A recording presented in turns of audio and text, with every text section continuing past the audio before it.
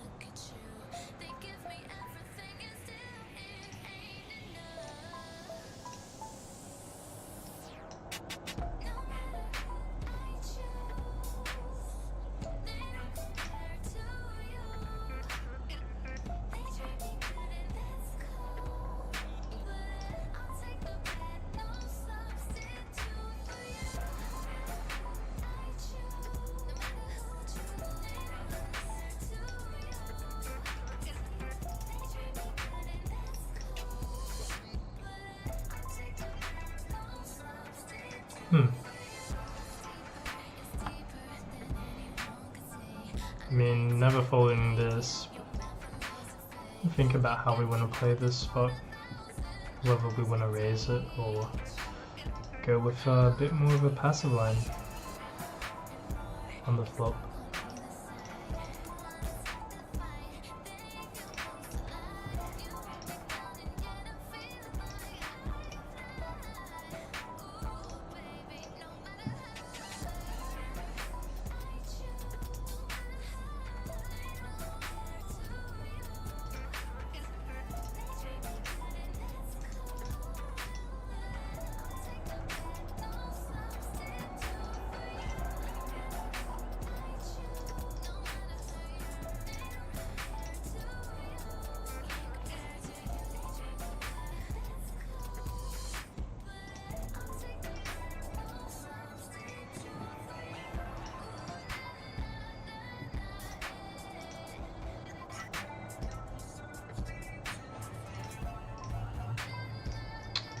Goobus, you are first, indeed.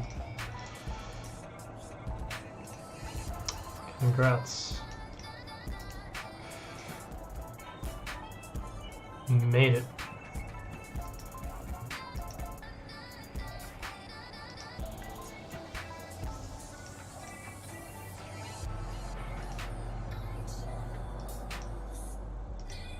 Seems like a squeeze spot.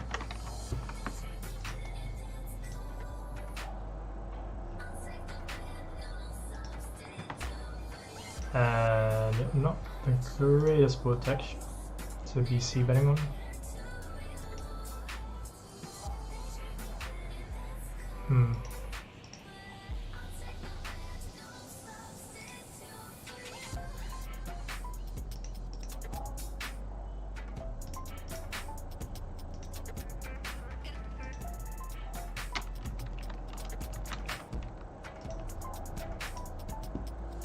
Showdown! Oh, jacks. Damn. I don't think it's like that great of a spot to go for a bluff, so that's why I'm leaning towards just checking there. And here, pretty clear fold.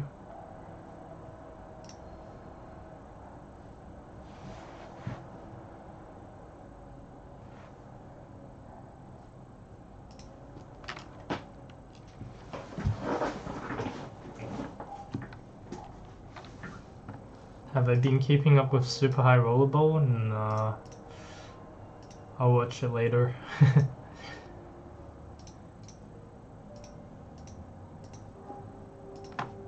Like in many ways, for me, it's like still just entertainment. You can maybe learn a few strat here and there, but most of the time, it's just usually not the most relevant thing for you to be doing. But I'll go watch it later for fun when I have a bit of time to do that.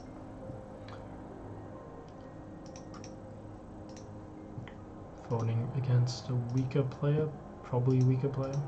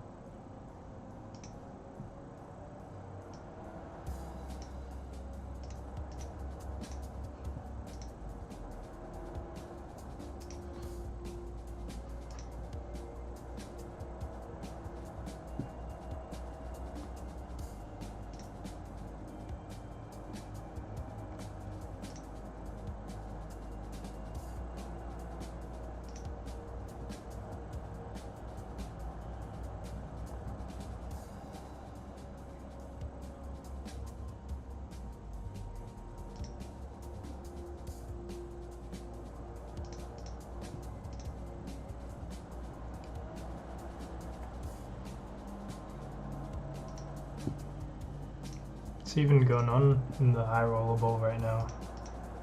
Who's winning? Who's losing?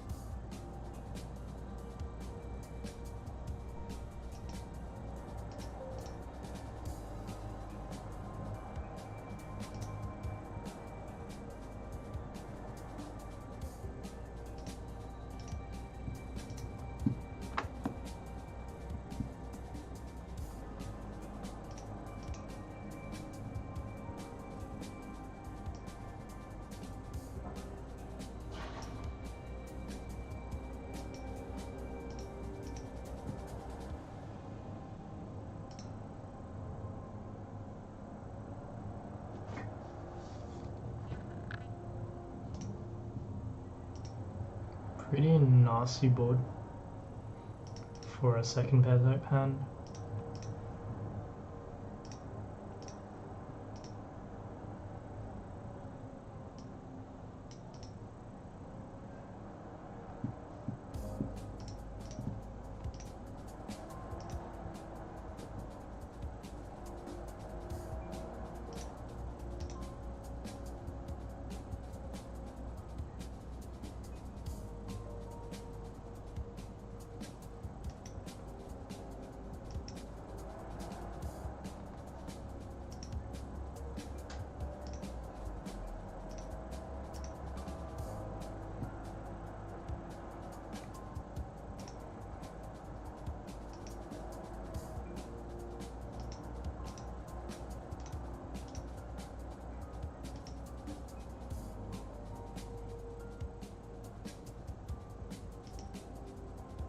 Verse sizing just gonna fold, and verse lead, I don't think we need to be raising this with such a large sizing, and gonna continue calling.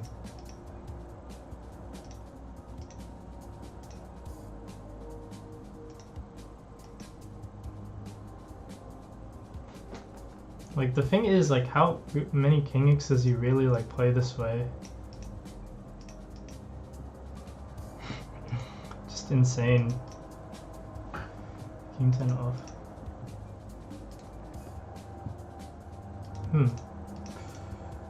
Because most people are just, like, there's, like, only a really, really tiny amount of the player pool that's doing this kind of shit. So, like, when they just double barrel, like, I'm not too concerned about them having a king, really. I can imagine some guys are doing this with worse two pairs, so just gonna call aggressively down.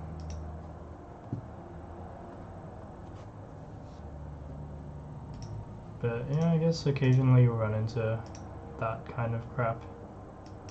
The King 10 offsuit. D-Neg and Bonamo chip leaders by large margin. Whoa. D-Neg's the field player, crushing the pool.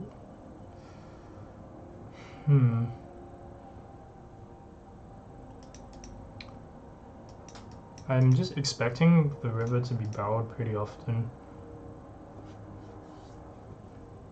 Like, he might try and find a give up with Queen Jack, Jack 10 type hands, but very often, like, those are just going to be bluffed. He did find the discipline to give up.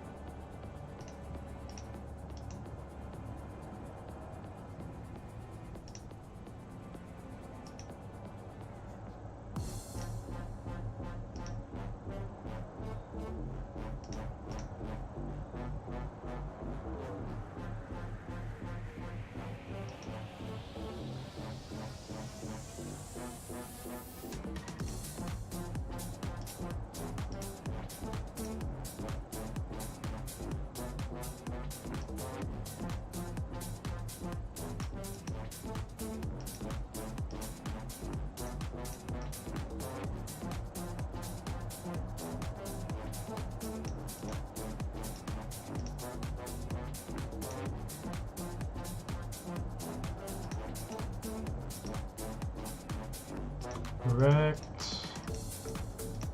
Well, Rect would be like checking back turn folding river or something, I don't know. But didn't lose very much against that hand.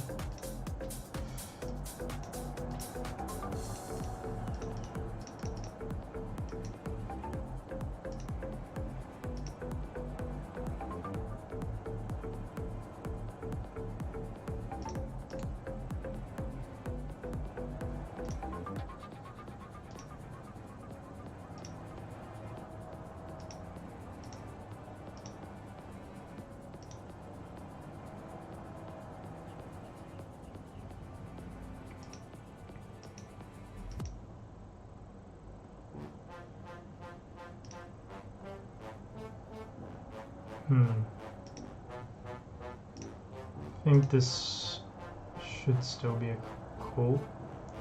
Missed ace 10 hand. Did he have the king? Yeah, he had king 10 offsuit. For some reason, decides to donk pot on the flop, donk on the turn with king 10 offsuit. Just really strange line.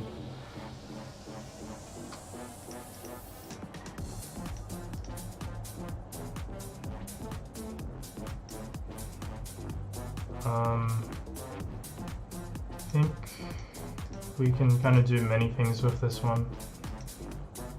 Oh, yeah, I don't want to be bluffing this river multi-way. We have enough equity to just probably stack, raise, call it off against him.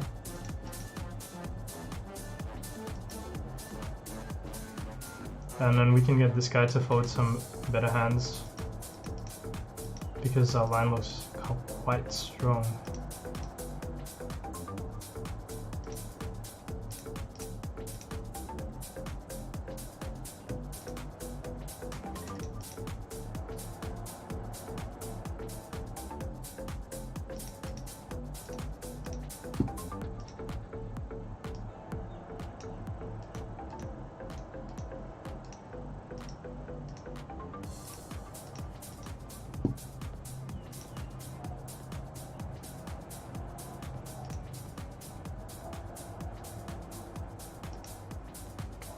Folding this with 2 behind. Don't need to be calling the ace king though.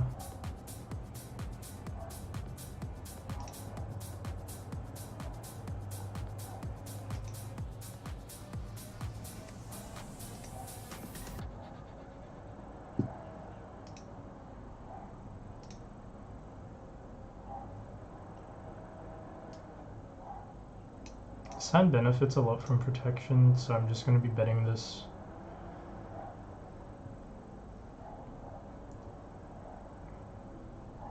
Don't really see people taking enough check raises there in the limped pot. So probably the best line.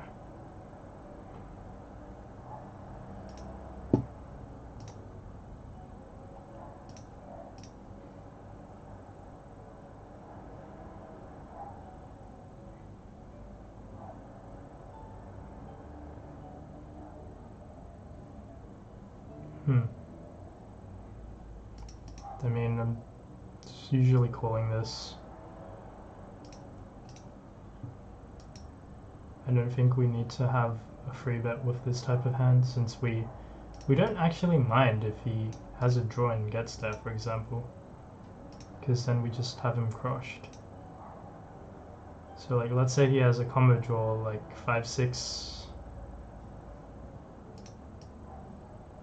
and now we're just going to ship the river.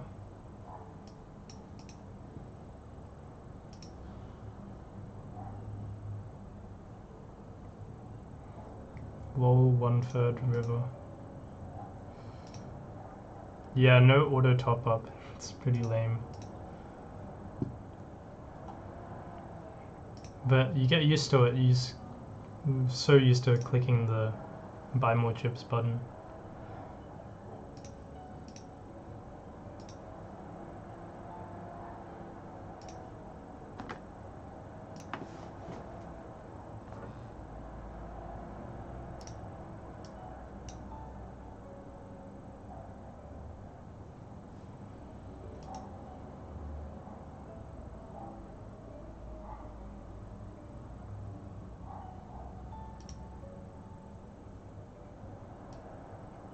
Pretty clear check on this board.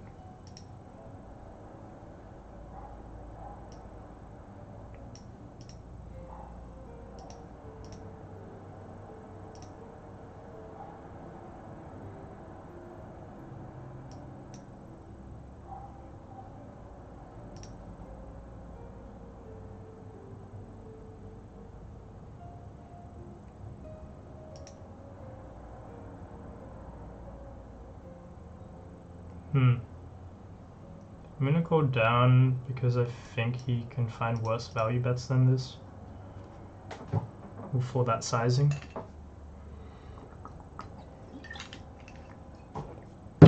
When playing in tournaments, is it ever justifiable to fold a monster in a situation where your opponent is super unlikely to have you beat? So should someone go with their gut, or should we play by the math?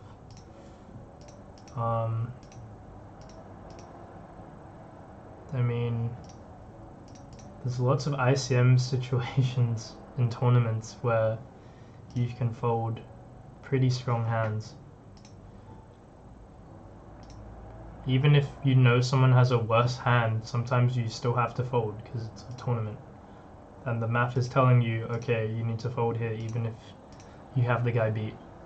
Just because the edges are too thin. Like, let's say you have, like, a spot in a tournament on a bubble where you have like queens or something, and you know that someone's range is jacks plus ace king, you can't actually call off with queens. Even though it's a plus EV call, it's a minus EV I call because of ICM, so you'd be losing dollars even though you're ahead in terms of equity.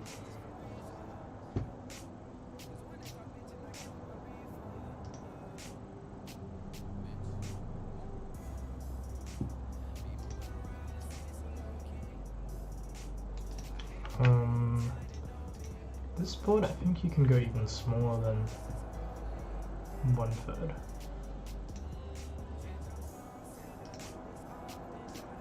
Why 2/3 flop with ace jack on jack 4-5? That hand just wants to build a pot.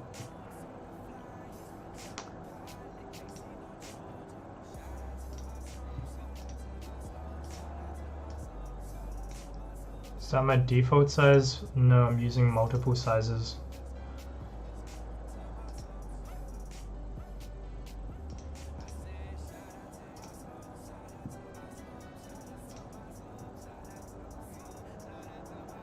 And I think it makes a lot of sense on those kind of boards to have more than one bet size.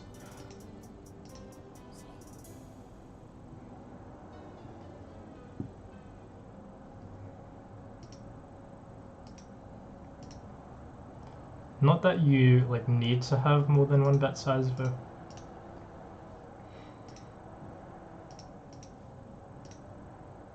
it's just, I think that increases your EV enough if you know how to implement it.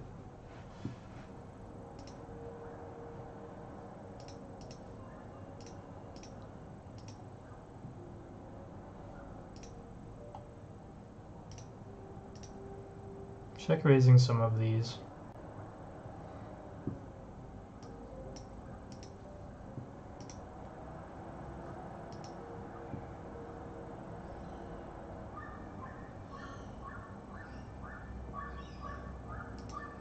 Even though it's versus min raise, it's a bit too weak. I guess you can make a call with like 9-5 suited, since it can make the straight, but 9-4 is a bit too trashy.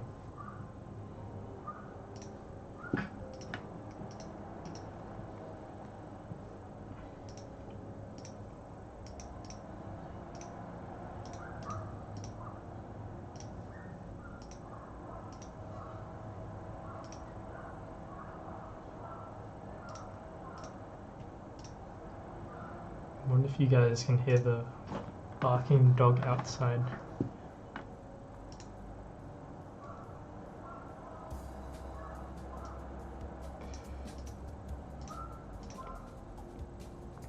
In regards to ICM, if someone is just taking a shot, it's okay to disregard ICM and take any edges. The point of playing this game is to maximize your EV. ICM is a model that can help you figure out what the most plus EV decision is in a certain spot given the payout structure. It's not the end all and be all though. Like, there's a lot more to it than just ICM. There's tons and tons of different tournament related concepts that you can be thinking about there, such as a future game.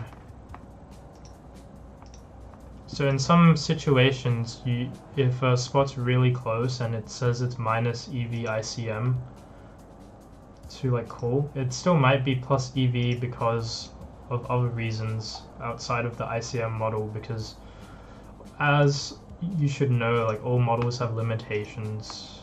You can't really simulate everything and get like a perfect result. But it's a good approximation of what's plus EV and what's not.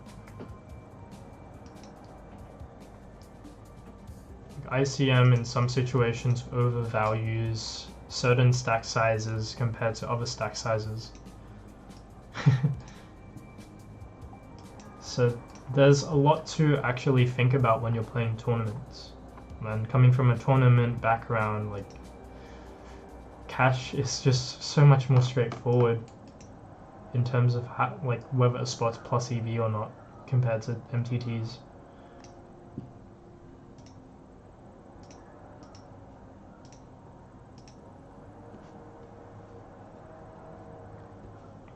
So yeah, it's like, man, it just doesn't matter if you're like taking a shot or whatever. It's focus on making the most money that you can in a certain spot.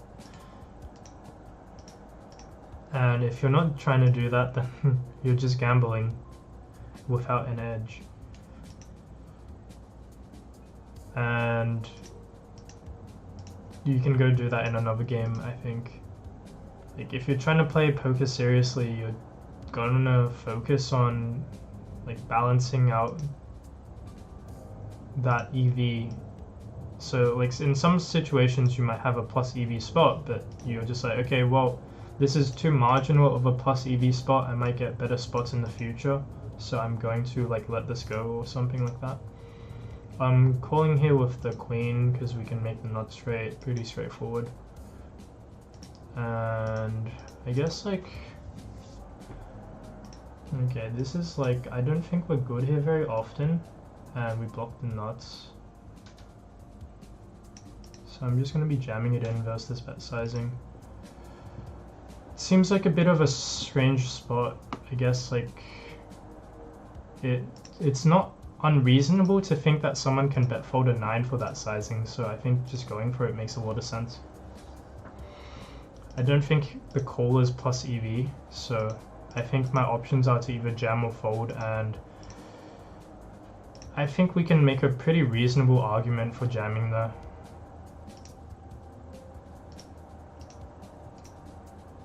Get the truck driving circles around your house, yeah. The fold with Queen Queen seems kind of tight on King Jack Jack X when it checked down. I would have called probably first versus smaller sizing, but he bet like pot, so it is a like tighter fold, but I think it's pretty reasonable given my assumptions about his range there.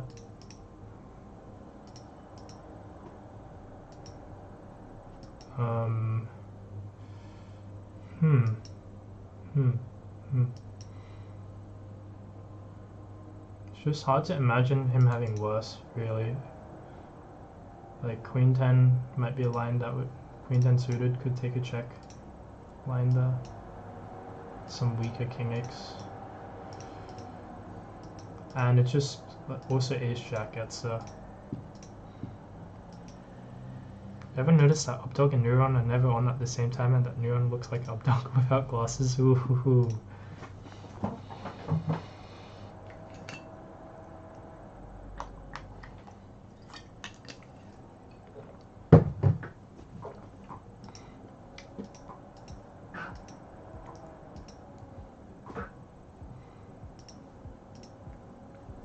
Except Updog has way more lean as fuck muscle mass.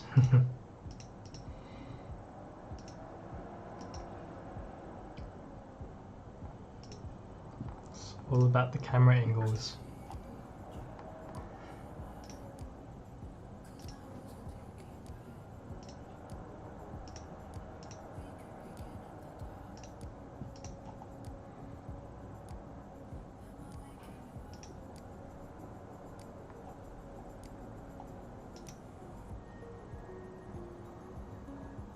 Do I need to jam? Can I raise fold instead? Theory-wise, it's a jam. Exploitatively, you can maybe construct a raise folding range of some sort. I don't know how like that would play out though, so I'm just taking a bit more of a theory-oriented line there. By disregarding ICM, I meant that let's say I allow myself to play 120 a year and I don't really care about min cashing. Should I disregard ICM? For example, if 4 people go all in the bubble and I look at aces, should I simply call? Because min cashing is meaningless to me and I'm shooting for first. I mean, if you want to think about it that way, then yeah, you can do that. I'm just saying that that's just not going to be the most, that might not be the most plus EV situation. But it could be like slightly less plus EV, but then it can gain you a lot of future EV that ICM won't factor in. But like I said, if you're taking an option knowing that it's less plus EV than another option, then what you're doing is minus EV. And if you're taking a minus EV gamble just because you want to gamble, sure, go for it.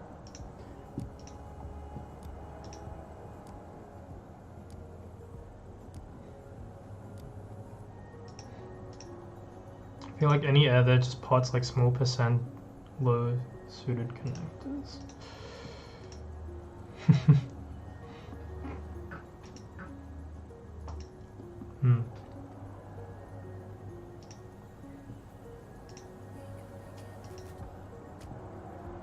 Maybe.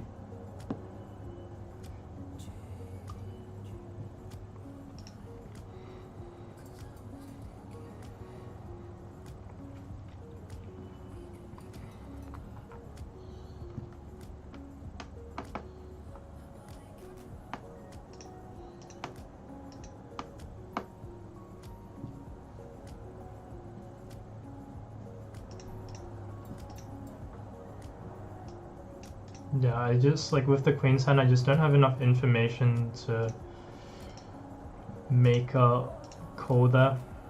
Like, if I thought it was plus EV, then I would call there, but in general, I just think that spot's a bit more like them trying to trap you because you checked, and then because you didn't go for the river bet, they're like, oh fuck, he didn't trap me at all, I'm just gonna try and go for value now. Rather than people having, like, preemptively, like, checking down to the river to find a bluff in that spot. I mean, we can turn some of these ace highs into a bluff, particularly, I guess, with a hand like a 6.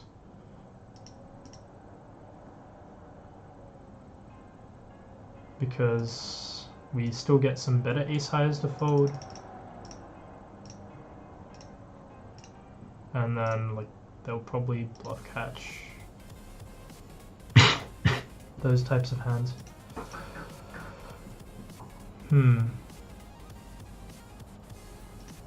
Okay, interesting turn card.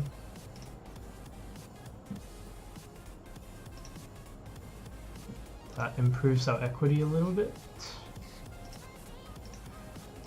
And just seems like a really standard spot to go for a bluff.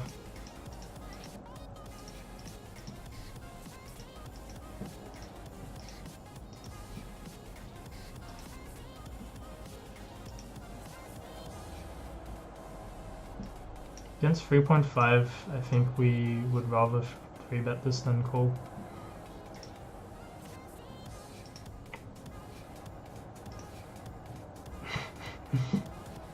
We don't need to continue this. The pot size donk though.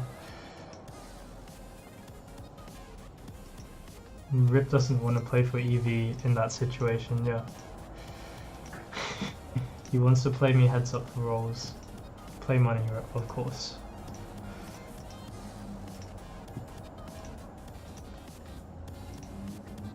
Play money for rolls on PokerStars.net.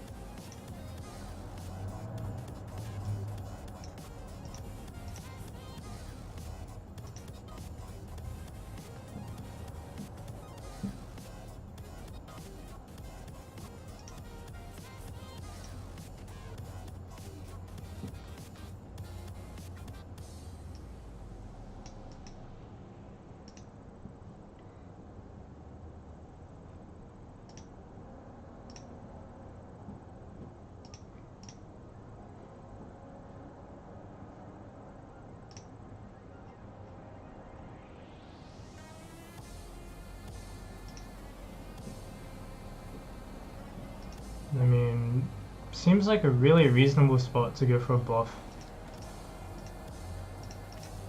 Kings. Takes the very, very nitty line. He's scared money there, for sure. I think just going for like that kind of sizing with a bluff makes sense.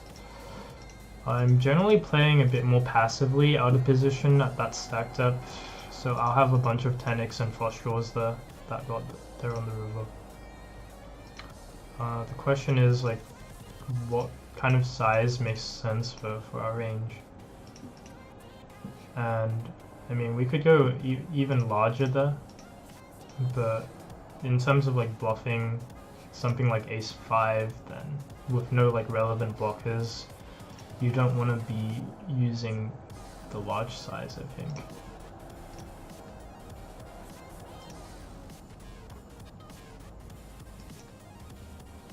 Been in a spot where some guy was shoved the button for 20 BB in the small blind. I look down at queens, 20 BB, snap call.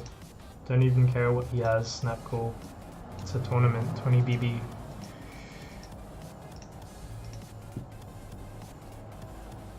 Snap call, I'm calling like 7s plus the ace 10 suited or better. Maybe even a bit wider than that. But I know like Nash calling ranges there are going to be like on the wide side there for sure. Like Nash is probably calling more than 10%. And then like the jamming ranges there typically look like low pocket pairs, a bunch of offsuit ace-x, ace-king occasionally, but not that often.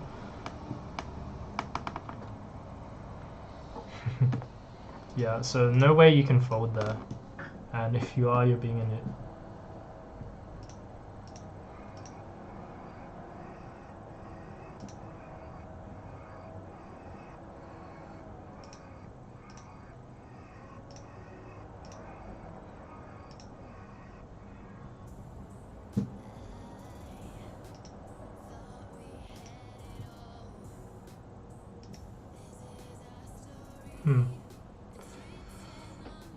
Don't think, like, even with the backdoor no flush draw, this is not that great of a continue. Maybe if we're deeper stacked it is, but at 100 BB effective it's just gonna be kind of marginal. Plus we won't really have that many bluff opportunities anyway. So I'm fine with just folding now.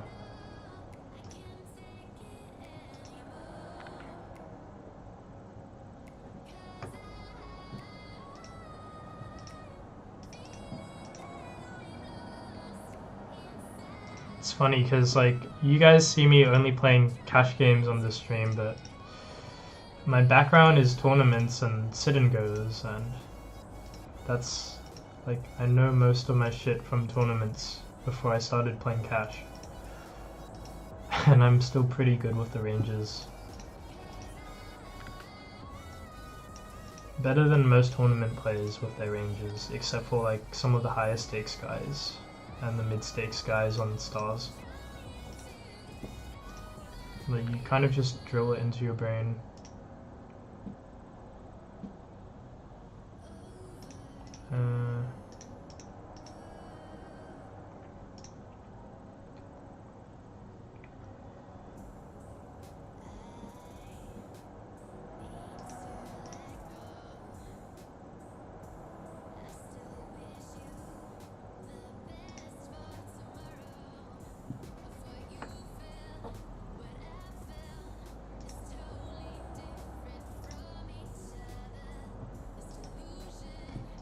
Any tips for a tournament fish that tends to bleed stacks by betting too often per swap? It's interesting because like the whole dynamic in tournaments is really like stack preservation. My tip is probably to start using smaller sizes than you're used to. Because like in cash games you can generally like do overbetting and shit, but in MTTs it's like less of a thing. And you also, once you get shorter, you need to check more often with draw type hands as well.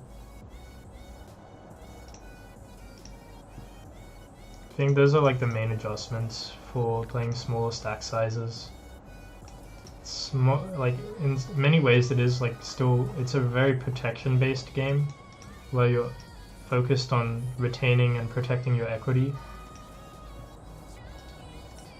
But it's also like sometimes you just have to stack off really light, like 25 BB, you have top pair, top kicker, you're just check raising all in sometimes.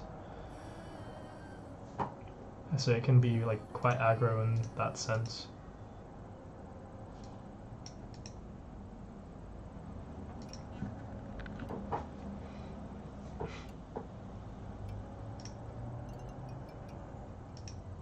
So just realizing that a lot of people are not going to be making like big folds just saves you money.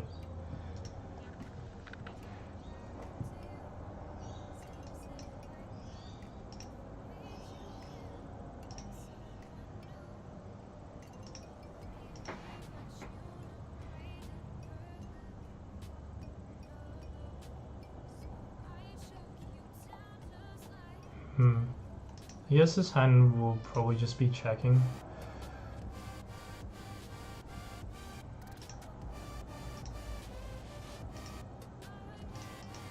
Like, not a value bet for sure.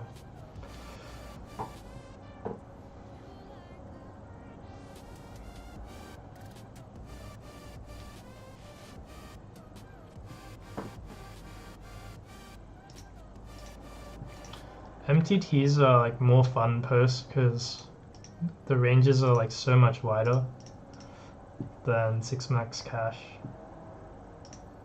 Even though it's full ring, like antis just make it so that everyone's kind of forced to play more hands.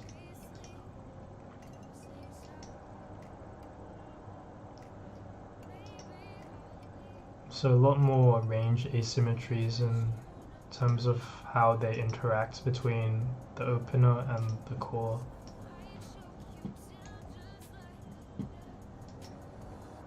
King 8 suited to snap fold though, by the way. Like I'm tanking that because I'm just trying to think about what I wanted to say.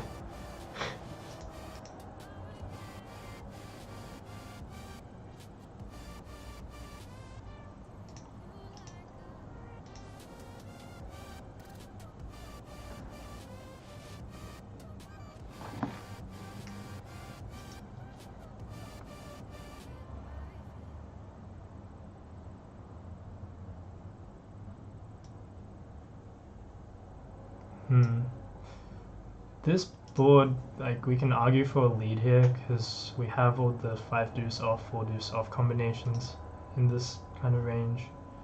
And I think this hand plays pretty well as a lead as well.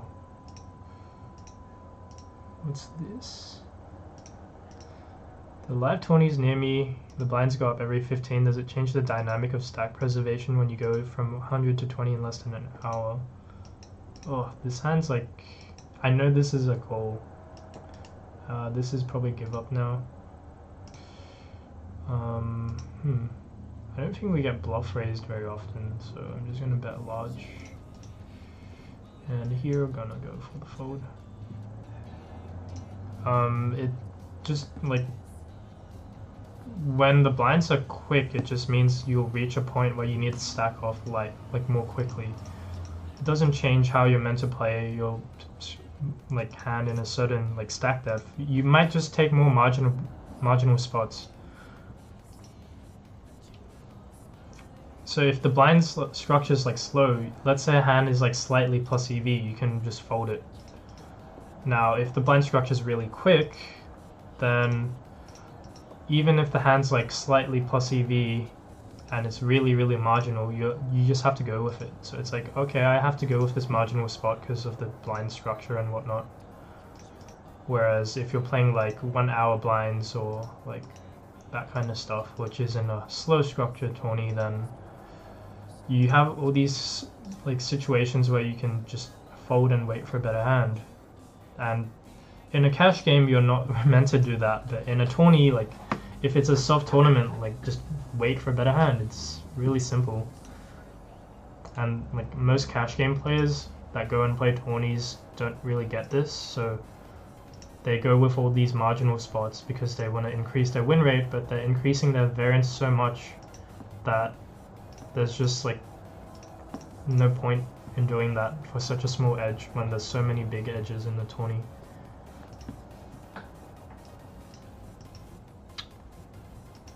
Hate the feeling of busting out. Oh yeah, especially when you're live, you just go and play for like 6 hours, you're about to hit the bubble and then you just brick. Then you're like, fuck, I just played for 6 hours for nothing. But when you bink, it just feels so good that it's worth it.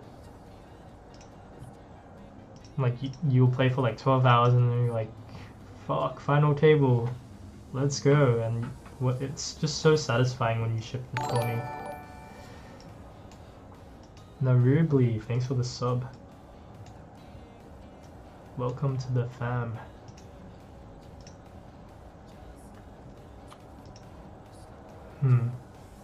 Against half pot, this is definitely a mix. But it's not a fold for sure. It's just a question of, okay, do I want to call this or do I want to... And then river, exploitatively, I'm going to bluff this since I expect like a lot of folds. Maybe you can go even larger with the bluff, but...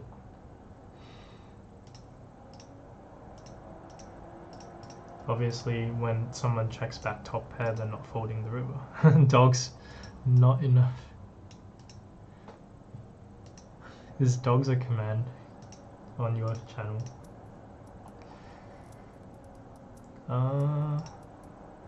This can go either way. I think calling is pretty reasonable. And here, multi-way just folding. We're getting close.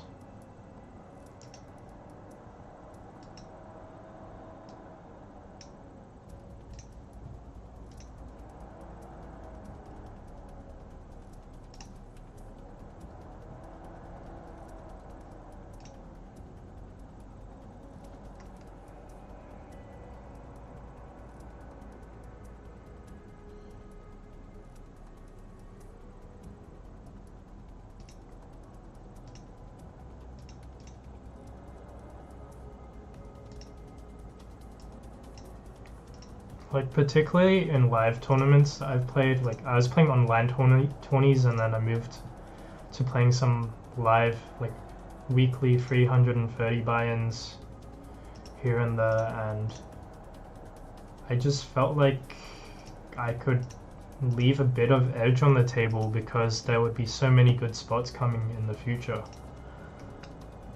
where you just feel like, okay, well, it's so soft that I can just give this plus EV spot up and avoid the variance of it.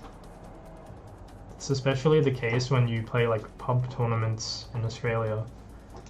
So we have a few of those that run on like Saturday and Sunday. And if you've ever been to one, it's just like a limp fest. And people do all kinds of weird shit, like limp fold ace-jack offsuit for 8 big blinds. It's like crazy how like tight some of them are when you get to the bubble. Not GTO at all.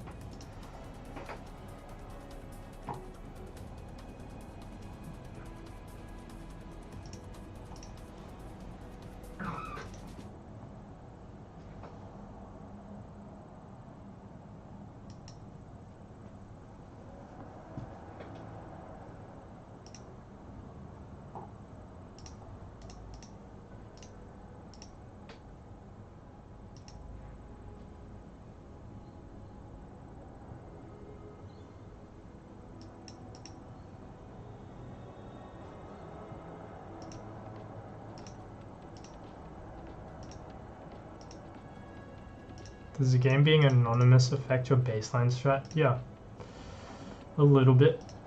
So some hands I know are going to be mixed strategy. In theory, I'm just going to play as a pure strategy. Because I'm playing anonymous, I can exploit the player pool tendencies in this game rather than trying to play like full GTO. Where did you play live 20s at? I played at the Star Casino in Sydney. So they had a World Series of Poker. They're also gonna have like other 20s. So Sydney Champs or whatever is coming up soon. I'm gonna be playing in some of those for sure. I'm a noob to solvers. What are the outputs of the program? For example, I was watching vids where it said c-bet 53. Does that mean I should c-bet that's about 53%, or is it telling me how often my opponent will see that? The output is basically, well, in that spot, it's probably just telling you you should be playing strat that particular hand 53% of the time or something, or it might be your range should be betting 53% of the time. But yeah, solvers do a lot of stuff. And depending on your input, you'll get a certain result. So you gotta make sure that you're inputting things correctly, otherwise you'll come to the wrong conclusions.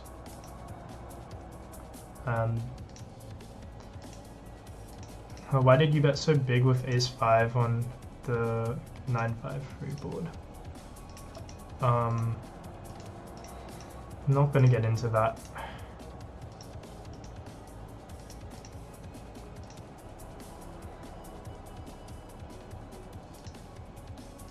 But let's just say that is part of my strategy at some frequency to be doing that.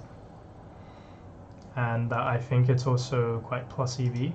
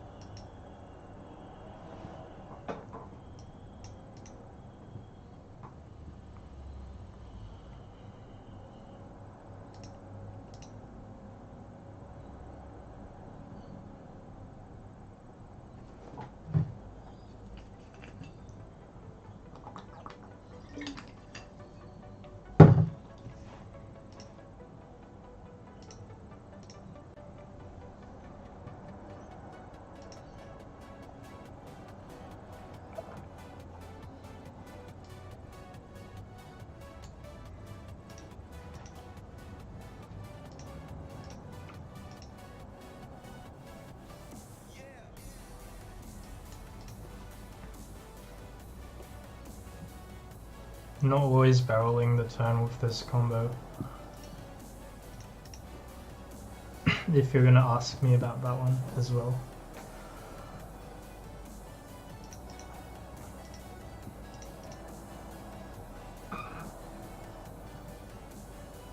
Sometimes you just know that you're gonna spike on the river, so that's why you go for it.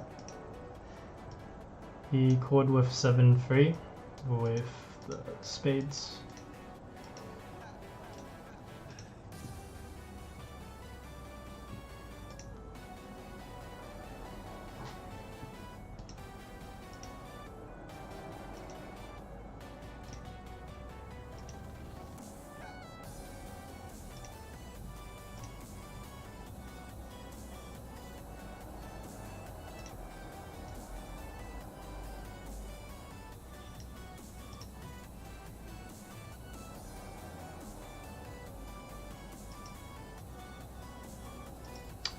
How a poker solver is able to quantify things when opponent range is arbitrary.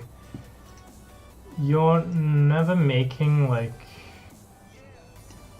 complete like accurate assumptions about how people are playing. It's more like very often you're just using assumptions to come up with how you should be playing.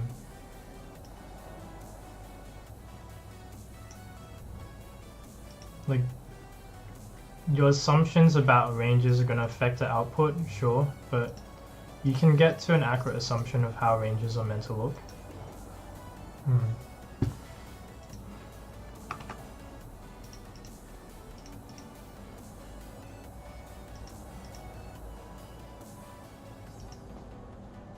His range is really capped there, so like with this kind of hand, if I want to value bet against like a 2-pair type hand, I just need to bet really small on the river. Even against a set, like, yeah. Tens.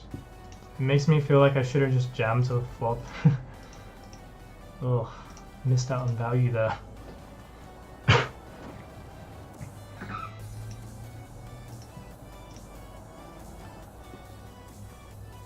Like, game theory optimal is finding the correct solution versus set of inputs in that situation. It might not be game theory optimal for poker as a whole because, well, we haven't solved poker as a whole, but we can solve a subset of the game.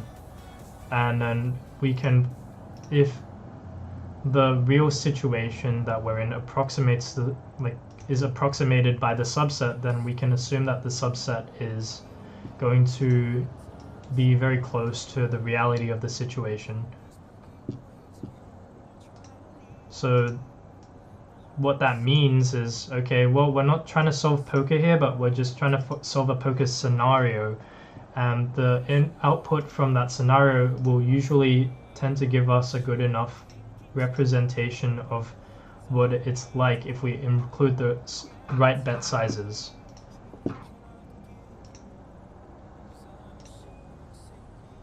So let's think about it this way. In terms of poker, if you were to try to play GTO you would use every bet size between like betting the minimum and all in at some frequency, but that's not really practical. So what we instead do is we start to eliminate bet sizes that are really close together. So let's say we can bet 10 or 20, well, or like 15 or 16 or something. Like what you do is, like, let's say you can bet 11, 12, 13, 14. Rather than having all of them, you just bet between 10 and you pick 10 and then 15, and then you just do the same thing and you iterate, and then eventually you're left with less and less bet sizes. I think this is a really good board for his range in this spot, so I'm checking. And just folding versus sizing. What are you doing if you get jammed on the river there? I'm folding. My range is probably well protected enough there though, that I have hands to call off. The point is that you guys shouldn't be afraid to make thin value bets. Like, I know you're talking about the queen's hand for sure, like, you're like, why'd you bet so small? What have you been doing versus jam? Aren't you afraid that he'll check jam on you and then you have to fold? I'm really not. I'm concerned about just exploiting my opponent, knowing very well what his range looks like in that situation the majority of the time.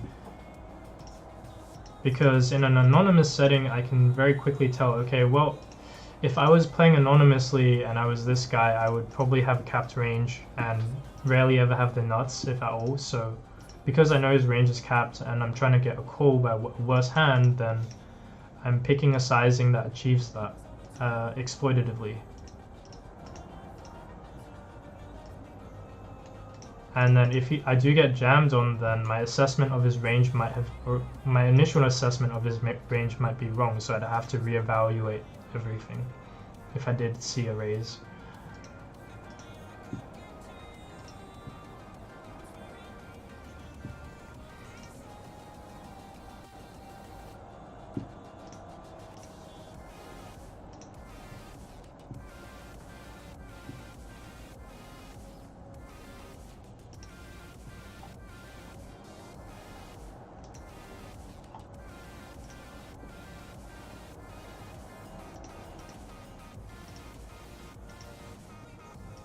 You don't get it in with double gut. I mean, his range is gonna be primarily like 8s through jacks, right?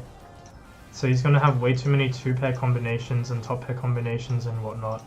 Even with like decent equity, like it's just a really, really nutted board for their range.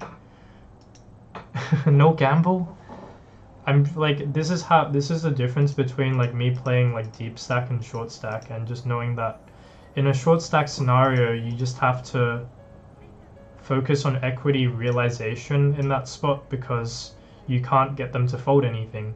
So if you can't get them to fold anything with a bet, then like you can just wait to build the pot later, because you're already so short. You can always just jam later. So the poker solver is telling me how to break even if my opponent is playing GTO. Basically, GTO is each player maximally exploiting each other.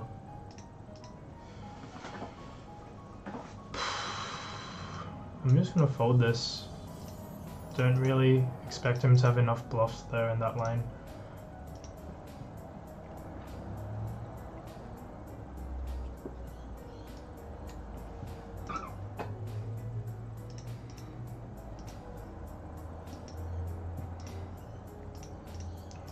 Also, the thing is, even if you're playing GTO and your opponent isn't, then they're gonna lose money.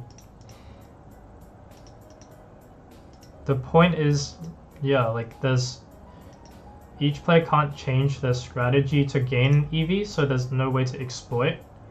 But in general, like even if you're playing GTO against someone who isn't, like it's very common that people are already making mistakes, so if you're playing GTO and they aren't, they're just making mistakes and losing money. But what you're doing is you're not capitalizing on some of those mistakes to the max. So there's like different levels of exploitative play that you can go into to try to gain additional EV, knowing that someone's not playing an equilibrium strategy.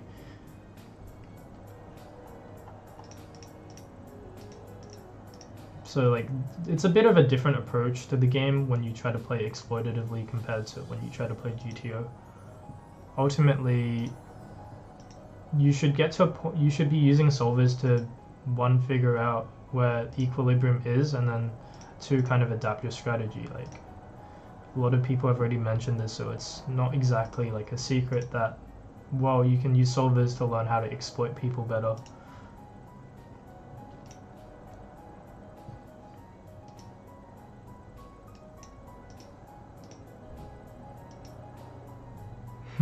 Rake makes money for the casino.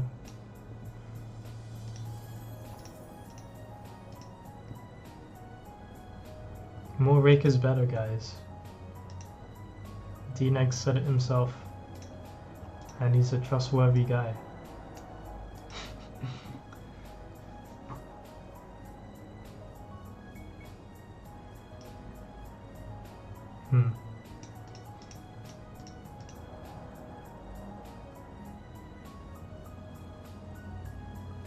Like, if I had a nut hand here,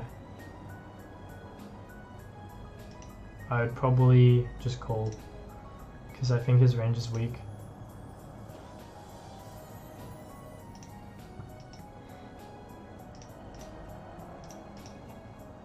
But there's probably some hands that you want to protection raise there in the sense of that word.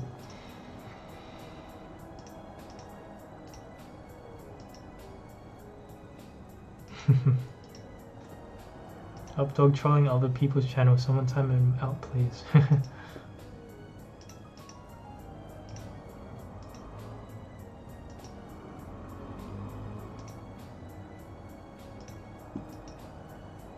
If everyone at the table is playing GTO, is it now equivalent to gambling? Yeah. Pretty much. Pretty much.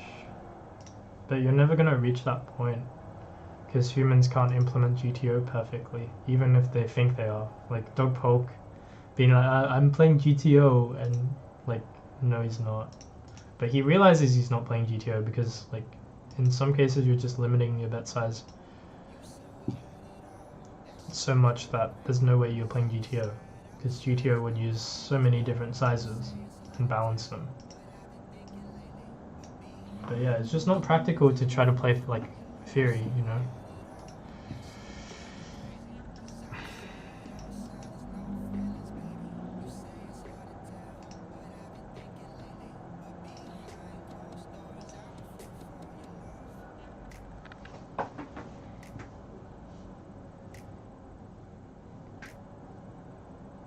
Yeah, everyone playing GTO, leave the table, find a better game to be playing in. Is it possible to play GTO or the solvers not perfect? The solvers are an approximation, and so you can measure, man, it's a model, okay? So the way it's working on your computer is it's calculating like step by step and trying to reach the equilibrium, but like most of the time you're not going to reach the perfect equilibrium, you're going to get an approximation. So you're not trying to play, like the solvers aren't representing perfect GTO play, they're presenting you with a pseudo equilibria type of strategy. So what that means is the strategy is like close to GTO, and you can usually measure how close something is to GTO by measuring its exploitability percentage, which is what the solver is doing. So it tries to find a strategy that is as least exploitable as it can be.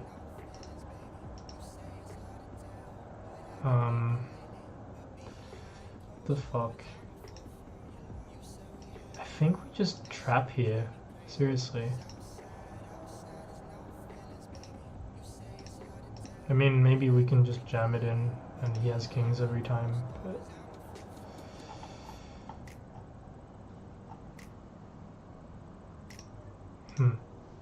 I don't know how I feel about this.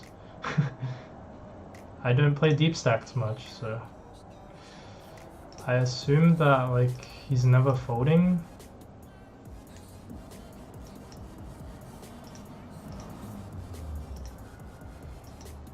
Maybe he is.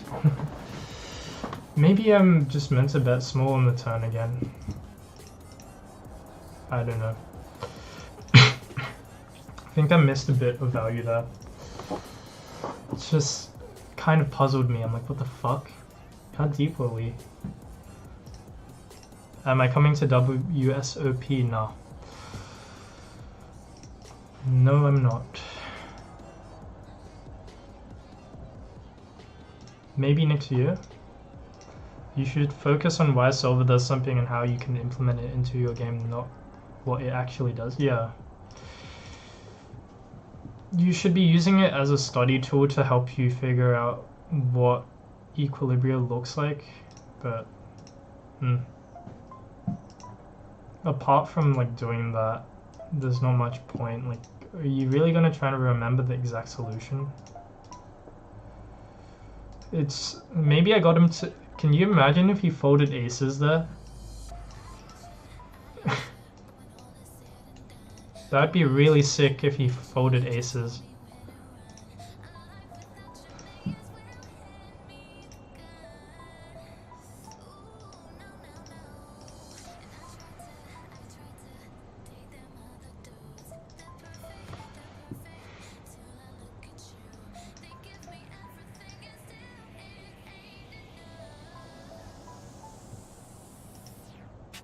Yeah, I don't. By the way, I don't like the turn jam. It's like, I think I should have just bet smaller. This is probably gonna continue with the open ender, and also a heart in our hand, and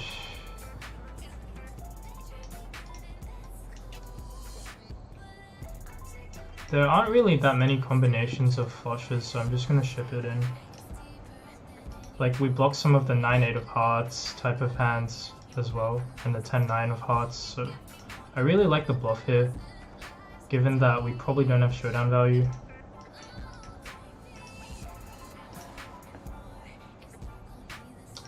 Looks non-standard. Like, in general, that like aces hand is just completely lie with the half heart. I'm not sure. Maybe this deep is just a fold without a heart. Yeah, can someone check that for me? I'll find out tomorrow. Once I have the hands downloaded, I'll check it out. I'm really curious what he folded though. On the pair. 5-bet pre with an on the pair. Let's go.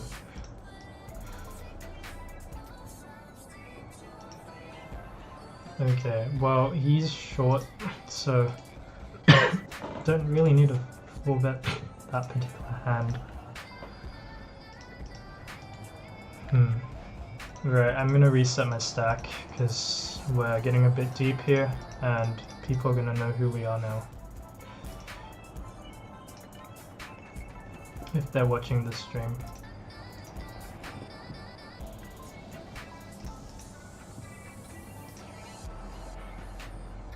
Anyway, like the nines is like, if we talk a bit more about the nines, it's like the nut bluff hand, because you block straight and flush as well. So it looks like really fucking scary if they have 2 pair. Min raise, theory wise, you probably call this. It's like really close. Backdoor flush draw, backdoor straight draw potential. Very small bet. It's bad that he has a shorter stack, but I think it's still a call.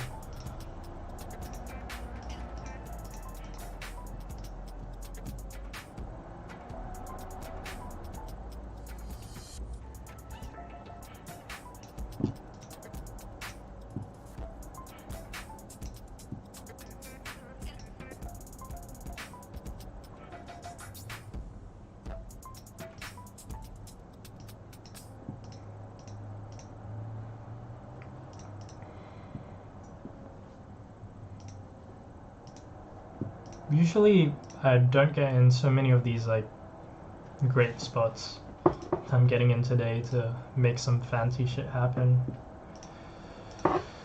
Most of the time it's kind of just boring playing solid poker. Although, like, it's still pretty solid play there. Probably bet larger versus a bunch of draws, and just continue barreling, of course. He snaps again. I'm just gonna go for a river bet. I think two pairs will have thought about raising already, so we just have him crushed. Is it possible to solve poker? Yeah.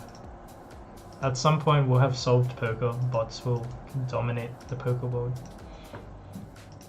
And everyone will play GTO. And the games will die. But then we change the rules a bit. And we have a new type of poker. That's how it works. Maybe we'll introduce like an extra 4 cards.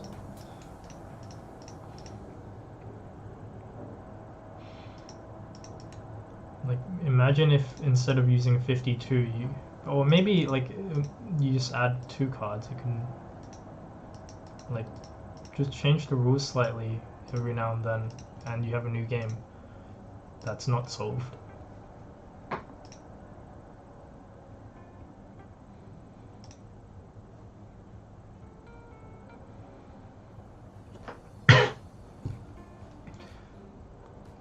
Ross Hamilton solved poker.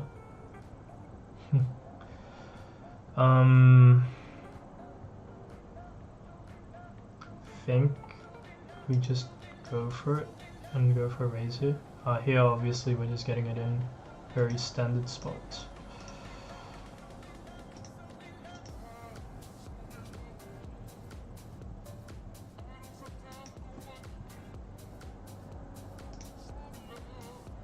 Now this is just nutted, right? This has to be 4s. Or like ace 10, 10, 9, right? There we go, get stacked. What a nice run out.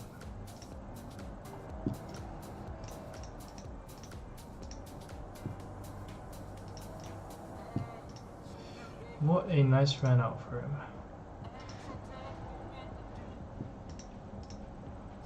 It's funny because I know like I'm just getting it in versus that raise against me because his range is just that nutted. He has like no bluffs, so in that case it's just like, yep, stack off, let's go.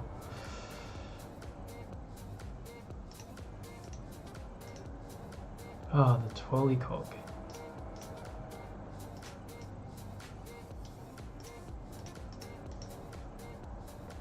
How big was that pot?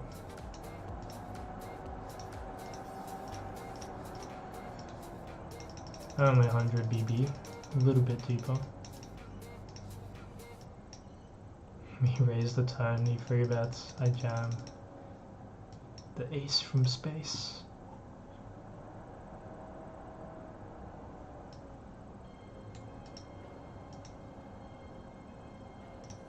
Gotta reset this table really quick.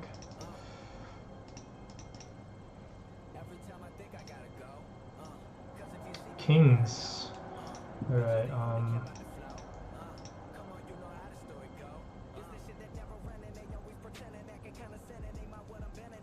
bet small.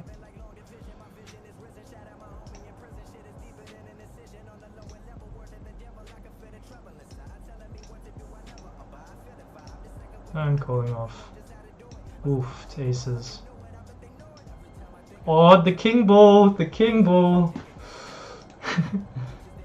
We get a little bit of run good after that run bad. Need to complain more about how this isn't fair bluff. Guys, it's just poker, like shit happens. And then shit happens back to you, so like in that spot we suck out on him. This is just how the game works, man.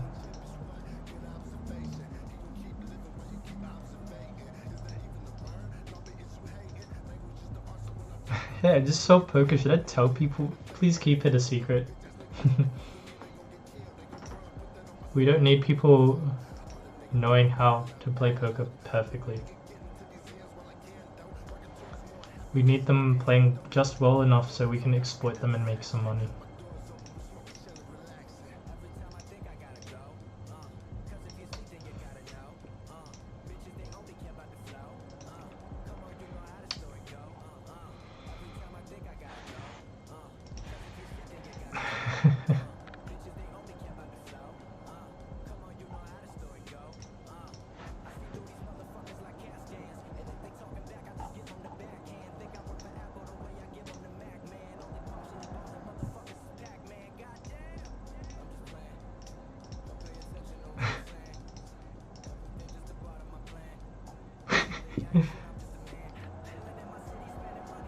Seeing the reaction from that hand.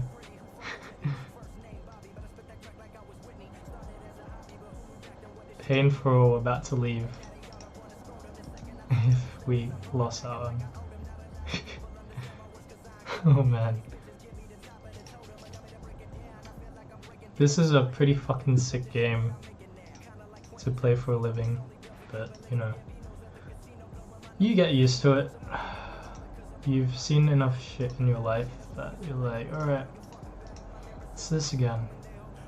I'm ready.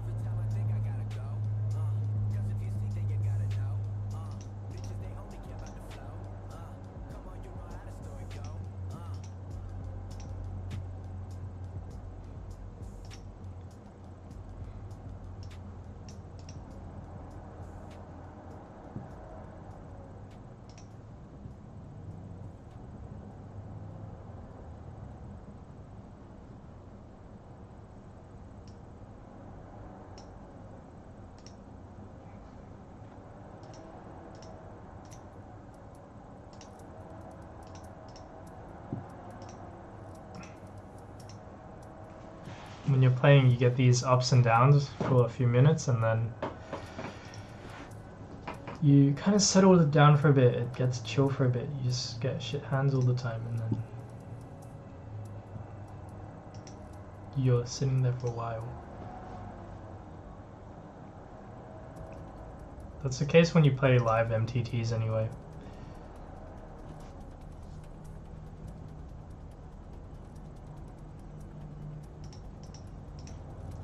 Ten-7 re-raise and big blind thought process. It's part of my range. Go study, bro.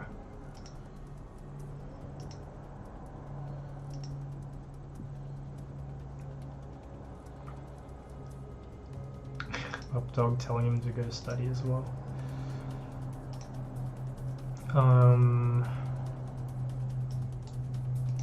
Just gonna bet small.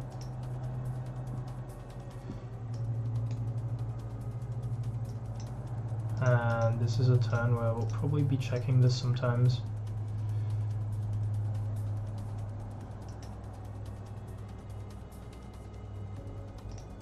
And calling the river.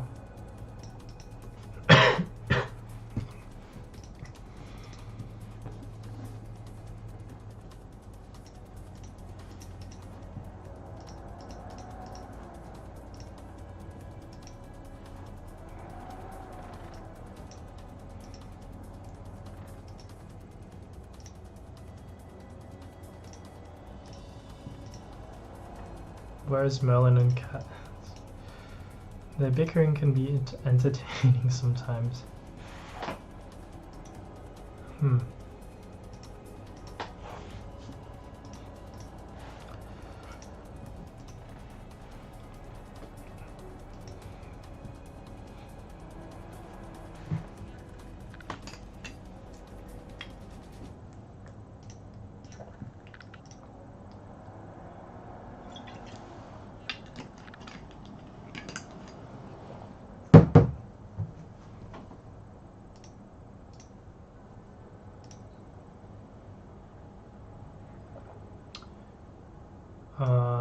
Verse min raise. Probably a defend.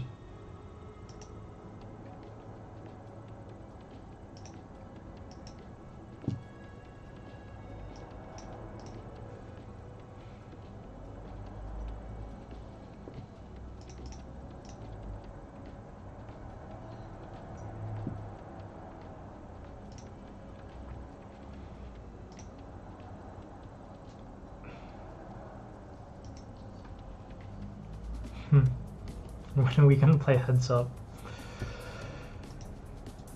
What's your screen name on PokerStars.net? We can set up something. Little fun home game, play money.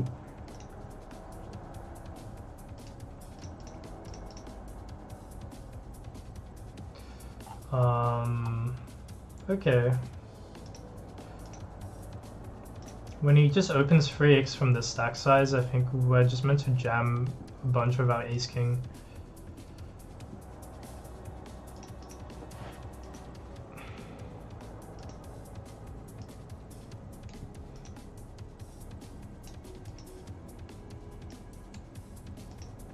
How well do you think Ben's expert course transition to live?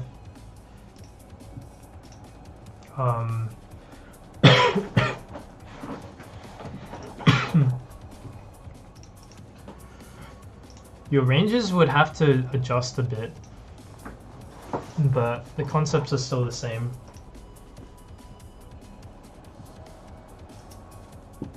Merlin's back. Where the hell is Kizza?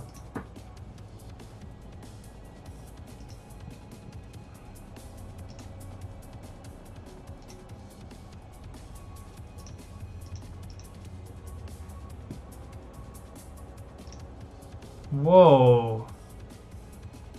Whoa. Whoa. What's... That's a bit wide. That's a bit wide. Alright then. He's clean off. Man, this pool sometimes.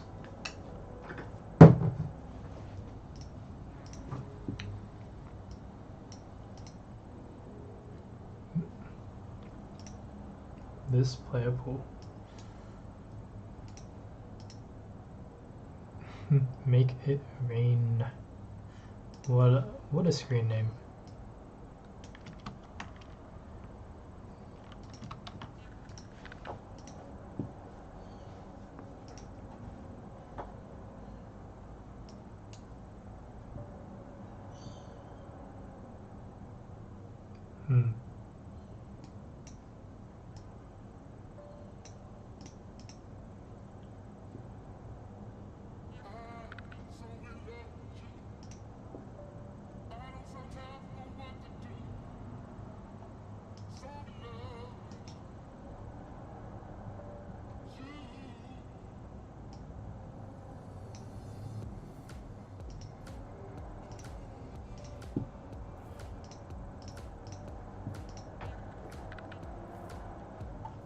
Games are good.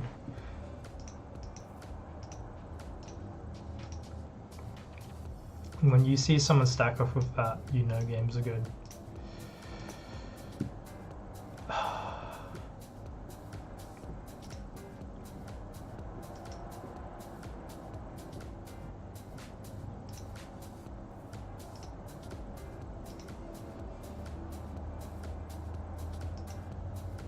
Against 4x will just be folding 10-7.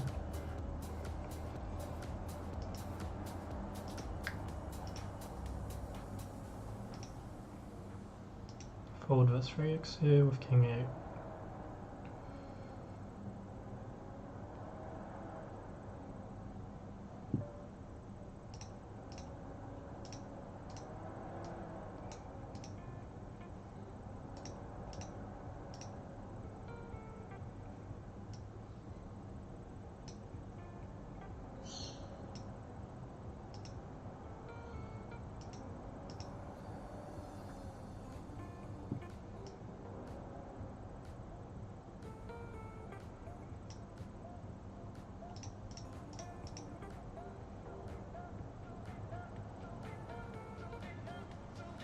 This looks a bit weird, but I think it makes sense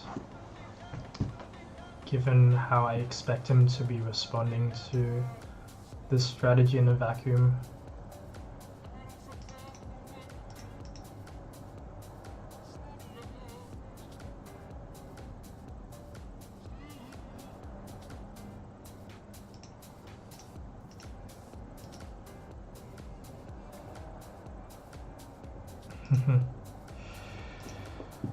When do I want to play?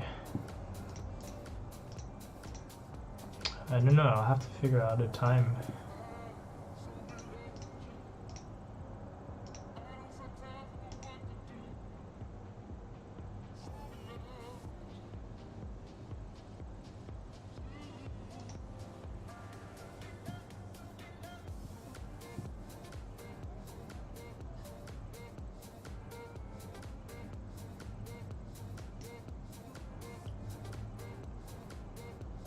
Is this still a gem? I mean, he's not gonna have too many 5x in his range.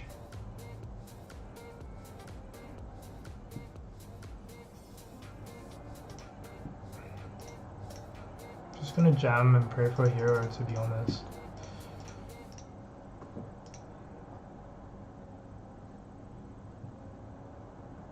I wouldn't hate checking back though.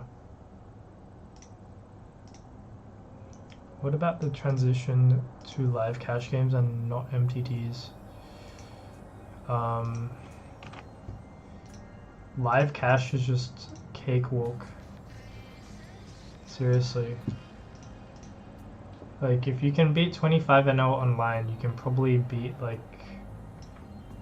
the lowest stakes that they have live. It's actually, like, that much softer in terms of how people are playing.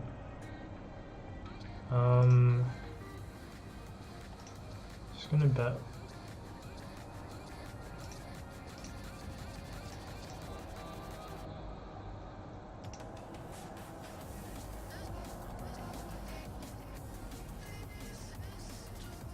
Aces. Do I want your phone number? No, I'm good.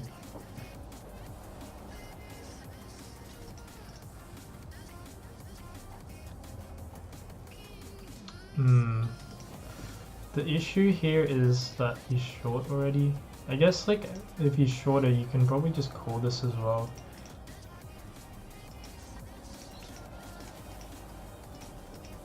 I mean, it's a okay hand.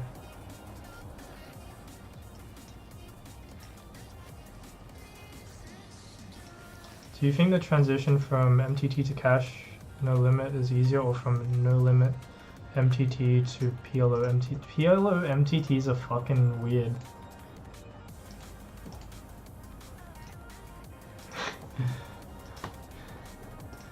Like, I don't know how to play PLO MTTs properly, but my experience with them is that you can beat most players just by knowing tournament concepts very well, and like having a basic understanding of PLO equities.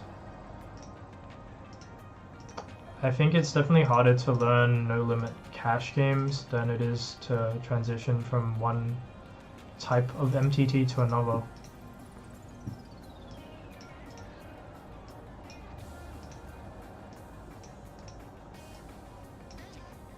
I think most people are playing like MTTs, like PLO format, like really poorly though.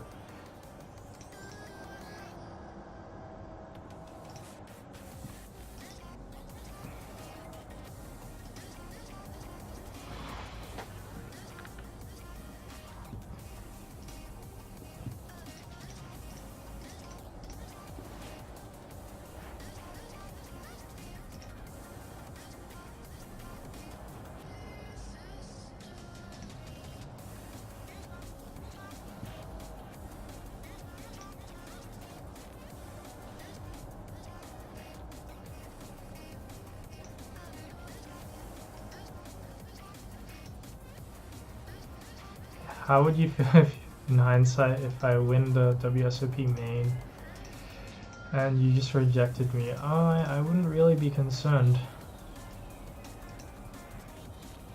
I mean, if you win it, good for you.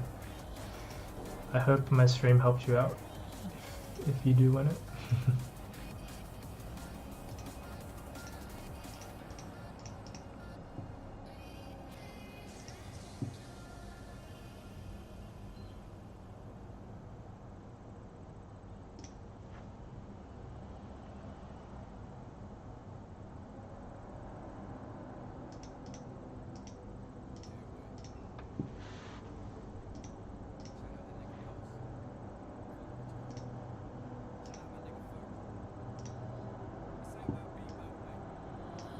I'd like to know the legit odds of that question.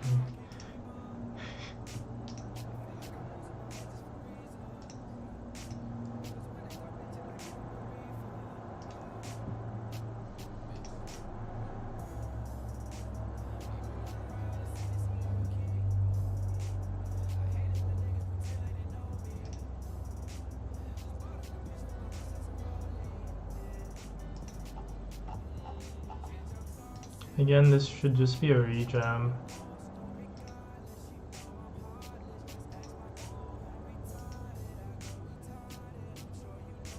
Wow, fun run out.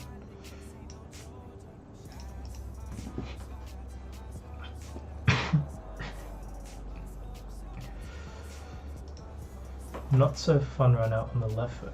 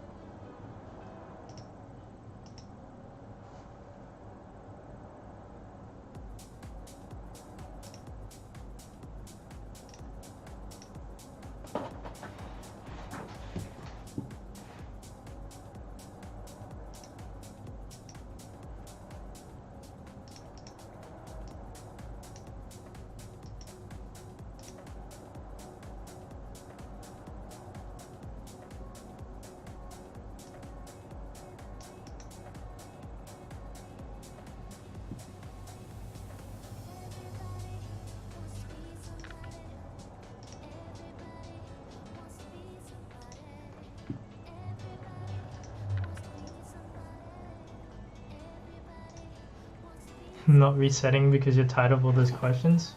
No, I've changed my rules a bit. Reset is at 500 plus, or like roughly around 500 anyway. Just wanna play a bit deeper, a bit more often, because I do think that will put me in a few more interesting spots that I can think about more. And also provide some edge.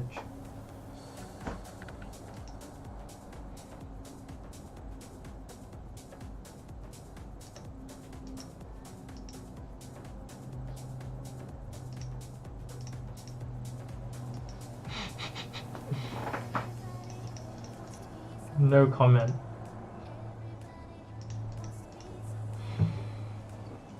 We'll play a drinking game. Truth or dare.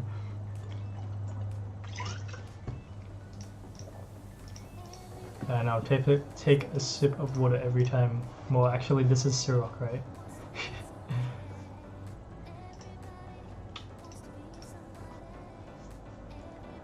If I don't want to answer the question, I'll drink some Ciroc bottle liquid.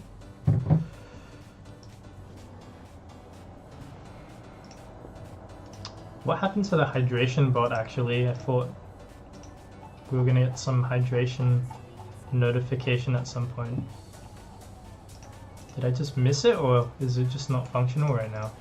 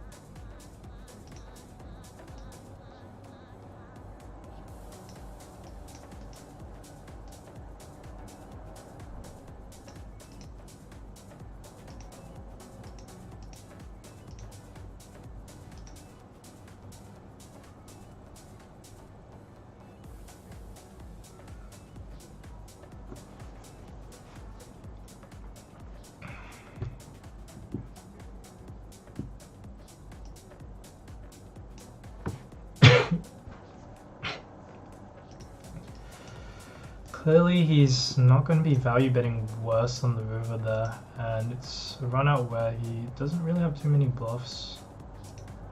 So I think we just need to be folding.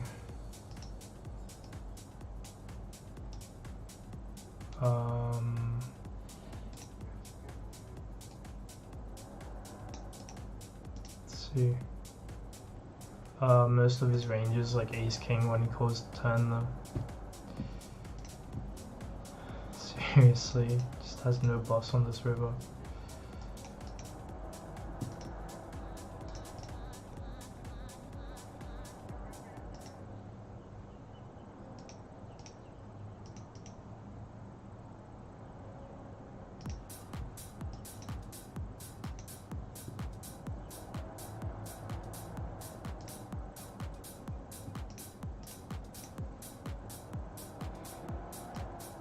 Still inching closest to 500, or you playing it in your non-stream time now? I'm getting closer. Need to run a bit better though.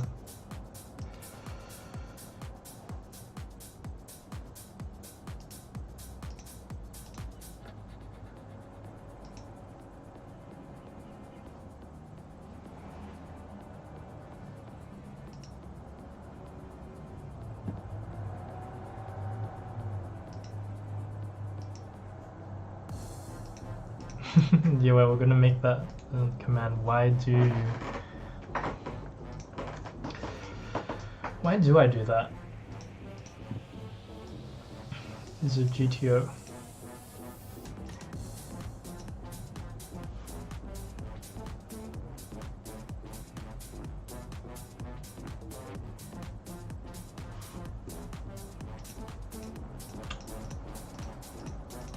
RNG'd that one. I mean, you could probably consider folding exploitatively, but I know like people can find bluffs on that board. So I'm just gonna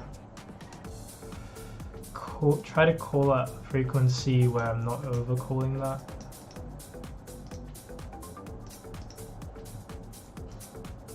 But also not like folding every single time.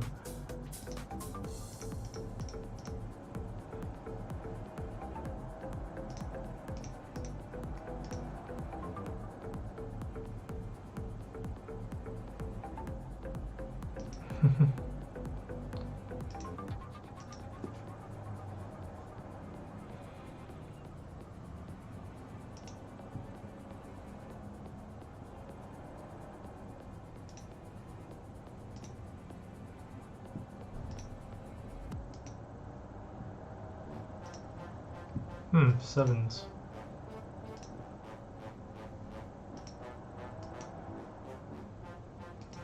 What does a man have to do to become a mod around here?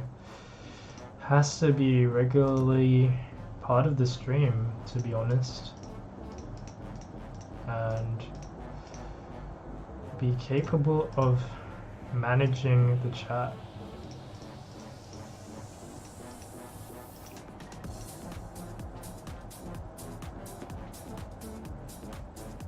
Keeping the chat healthy.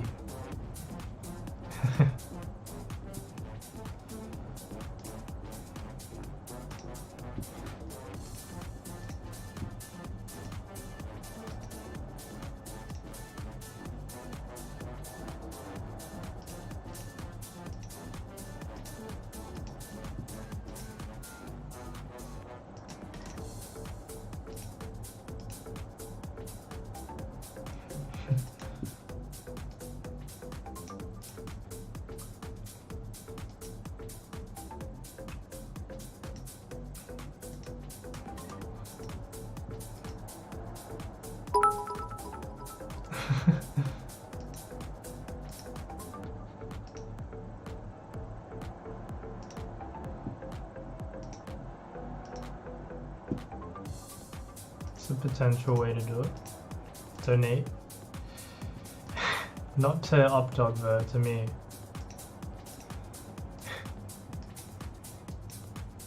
If you donate to me, you get mod in Updog's channel, so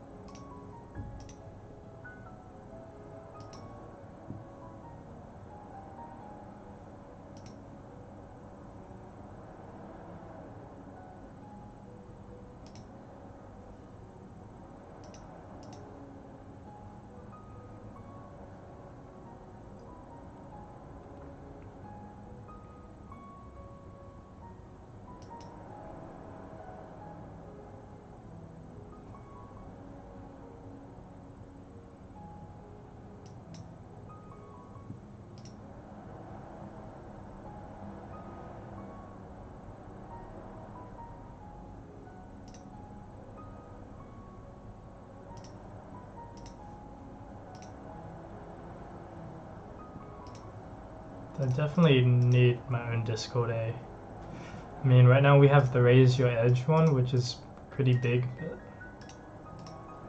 I can get my own private one going.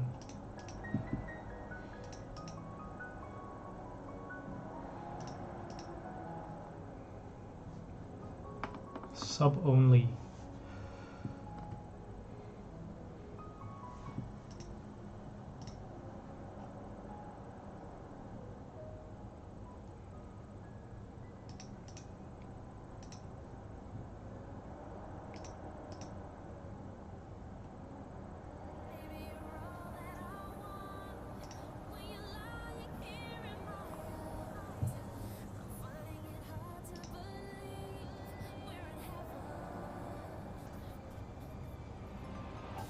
Oh man, this is a very old song.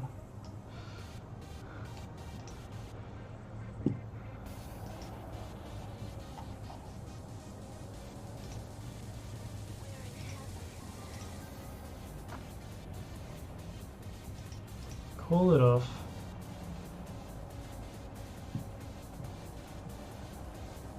There we go. Why do I reset my stack when I hit around 500?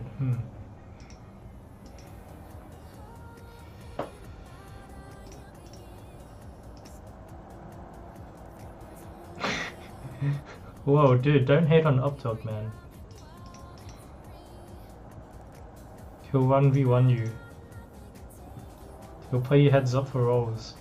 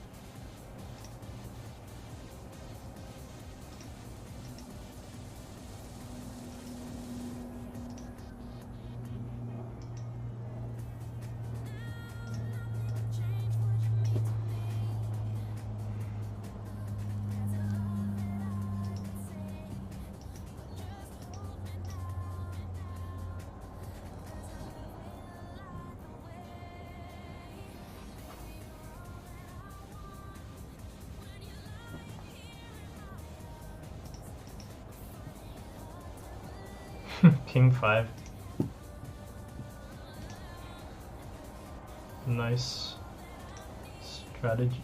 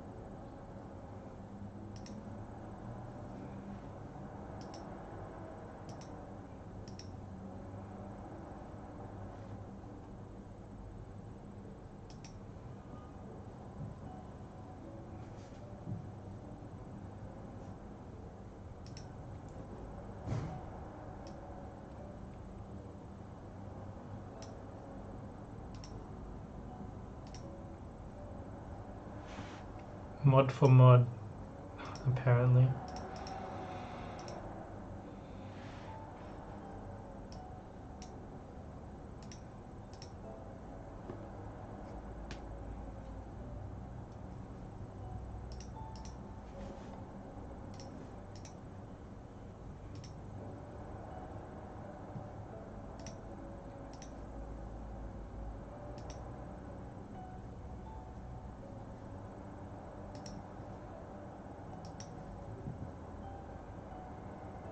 Getting to 14. Soon enough. Soon enough.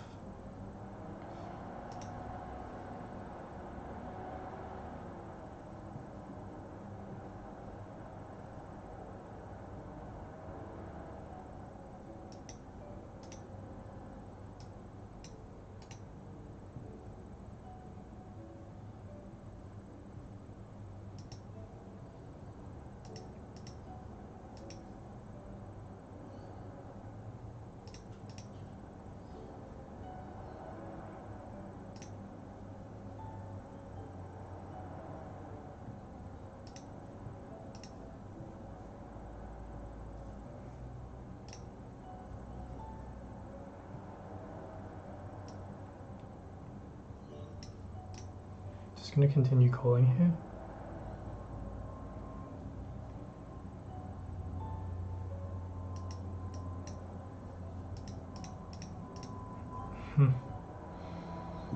The good old Jack 5. I don't think 7s makes up too much of his range.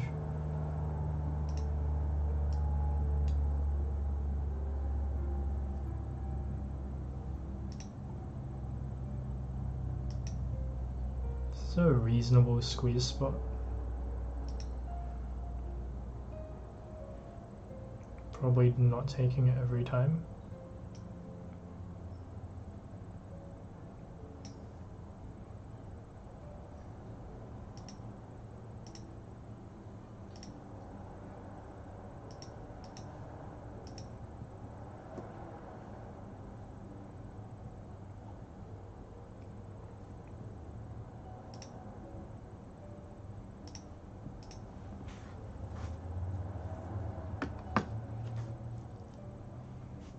Yeah, Twitch free rolls.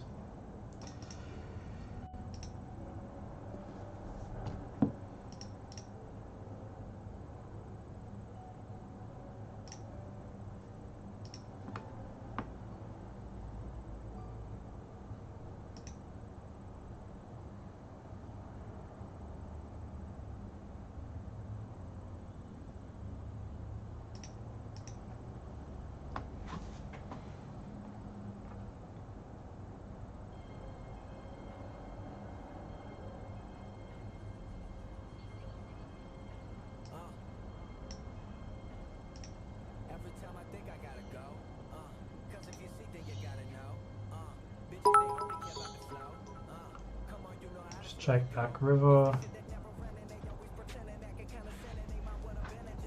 Here's 10.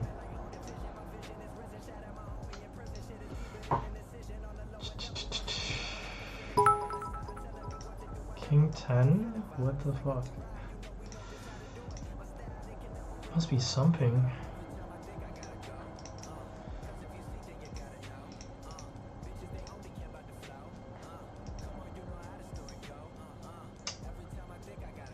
Man, that ace-10 hand is kind of weird. Kind of weird.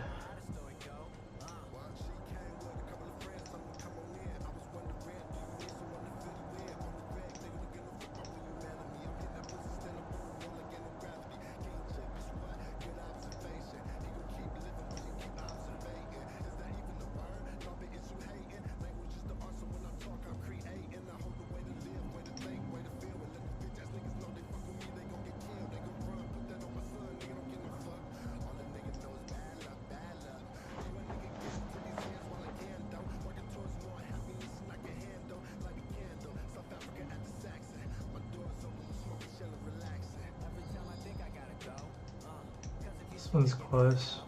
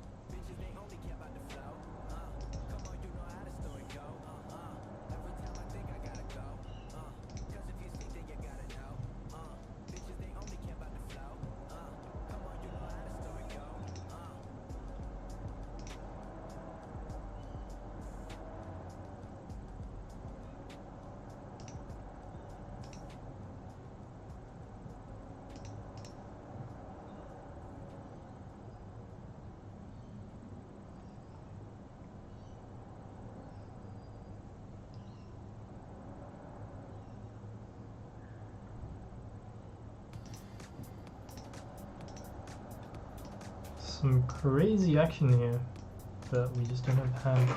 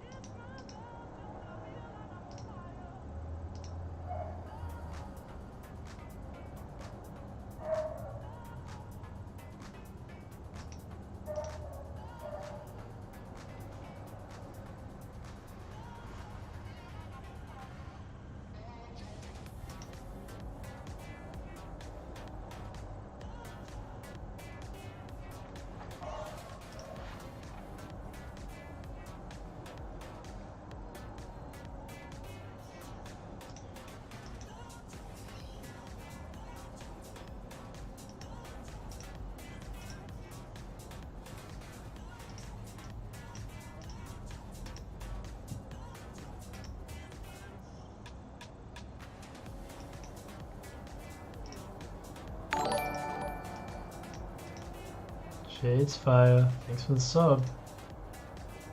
We're getting into 20 soon. Come on, guys. Getting into 20.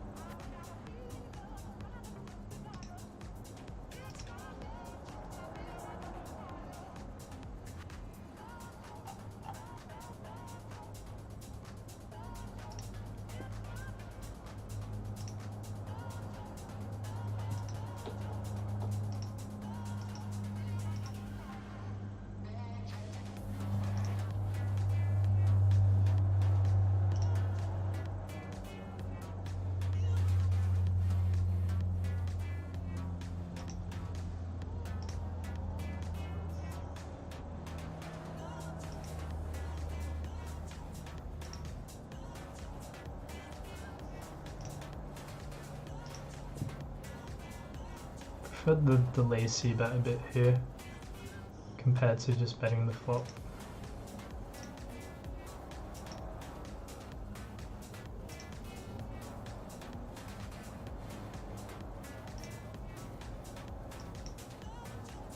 And I think this is a pretty clear river value bet.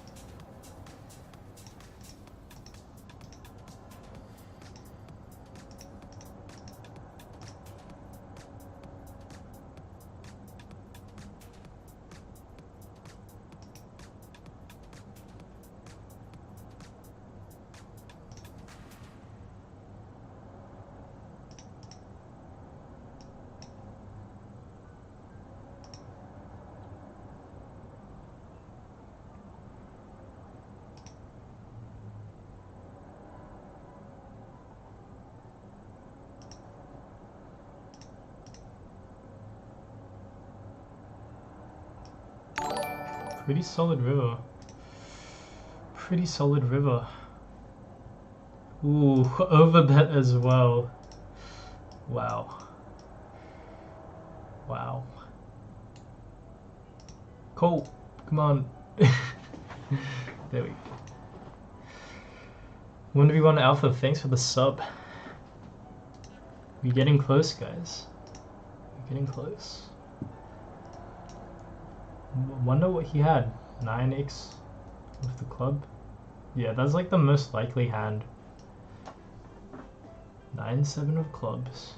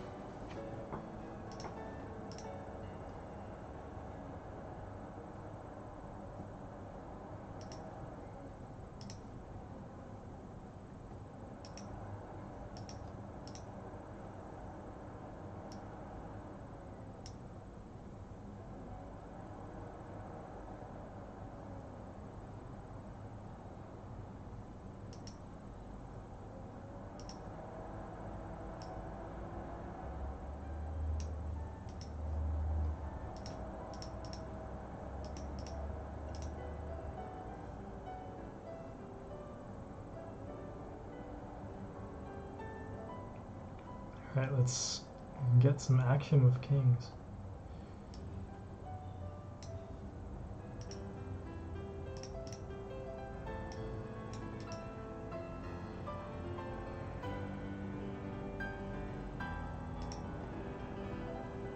Overcall? What the fuck? Just gonna bet tiny. Tiny.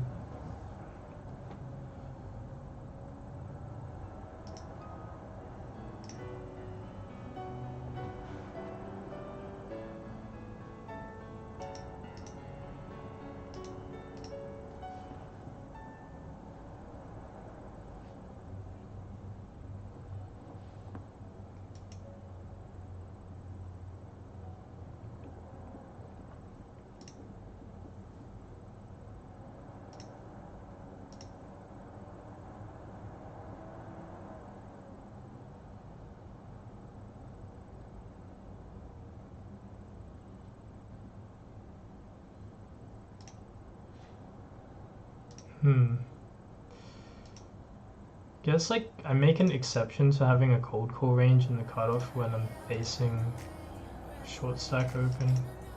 And this is like one of the main hands that will probably be in that range.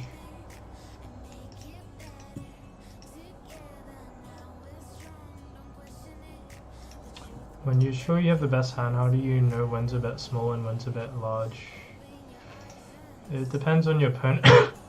Excuse me. It depends on what your range looks like and what your opponent's range looks like. So in some cases you can't really bet big, otherwise they just fold everything that's like trying that can call. And then you, in that case, you just get called by better hands. So you want to pick a size where you get called enough by worse when value betting. But sometimes it's just like your range is so strong that you just have to bet small. Otherwise they can't profitably, or they can't, you're trying to make them indifferent to calling and folding with a bluff catcher usually. And you want to find a size that lets you bet all your value and enough bluffs usually. I mean, basic GTO knowledge, right? I think we just let it go here.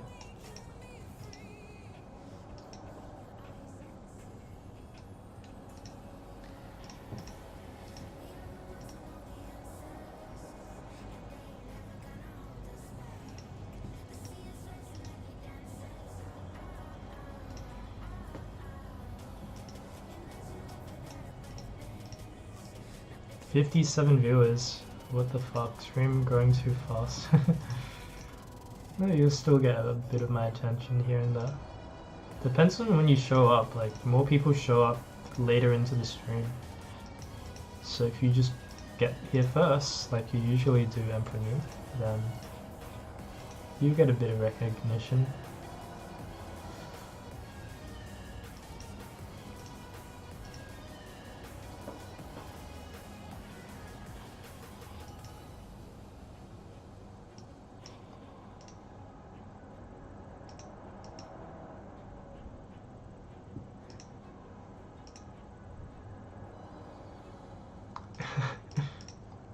Yeah, 3 years later, down the line. Look, at some point I'll be probably playing some other games as well, but that might come a bit later. Right now I'm trying to get a bit better at Fortnite. Maybe next year I'll play that competitively, to be honest. But with all things, like, that's kind of something I'm doing in my spare time. Outside of poker, just for fun though. But maybe I'll get good enough at it that I can just fuck around and play and stream and be pro at it. Or it could be another game.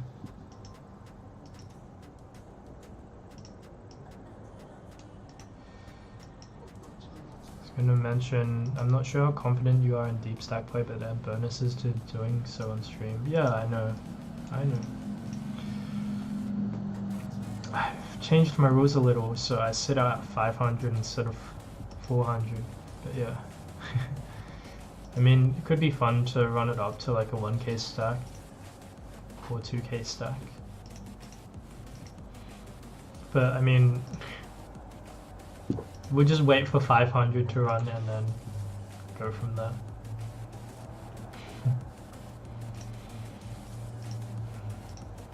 That's the idea. Move up to 500.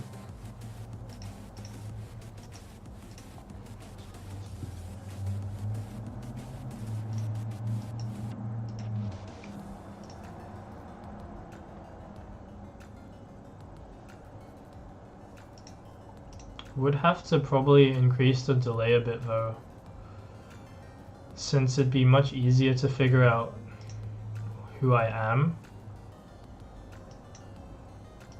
if I'm like staying deep stacked, because like let's say I run it up to like 1k, I might be the only 1k stack in the pool at that time, and then everyone would just know it's me. That said, that could create an interesting dynamic where you're trying to exploit me and then I counter exploit you.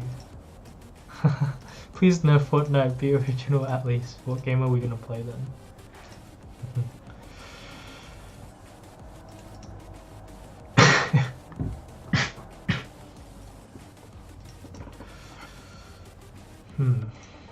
There's a lot of games out there that you can pick from, I guess.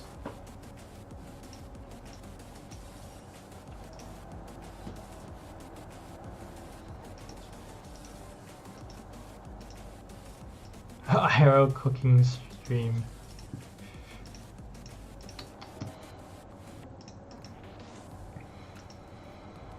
That would be quite bizarre. What I actually might do is I might stream some trading, maybe. Get to watch me look at charts of cryptocurrencies.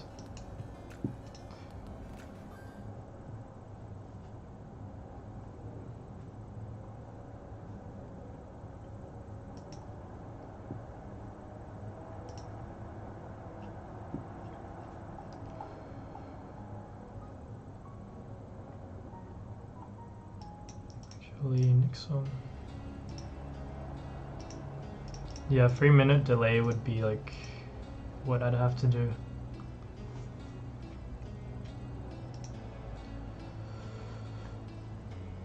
Little bit less chat interaction, obviously, if I'm gonna do that. But you guys get to see more deep stack play. Gonna go now. Good luck with the rest of this session. Alright, see you.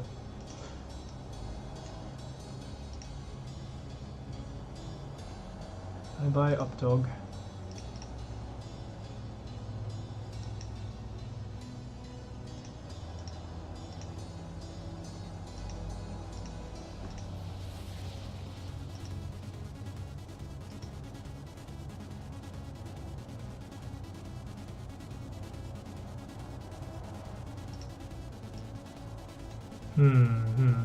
It's tempting to go for a squeeze, but deep stack, I don't think we continue this hand at all.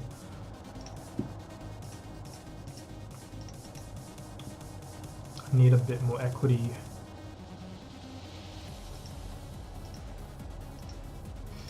Spread your hold 2+2. Very interesting to see your progression over the years. Seems like you ran pretty brutally sometimes at the start. Yeah. Had one of the worst runs you can probably have when you start out, but I mean, you push through it, you become better for it.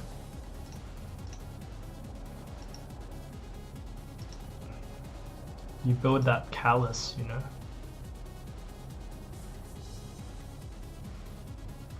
This is a run out where we don't get enough forwards. Also, we beat Jack 10, for example.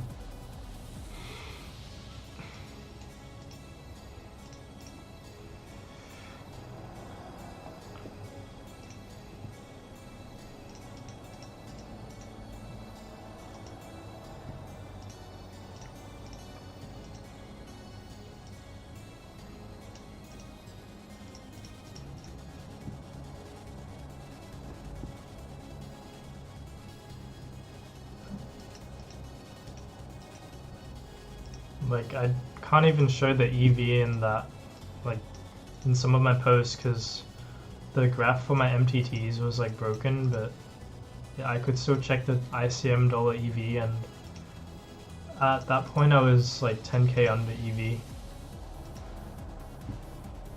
in online sit and goes and whatnot.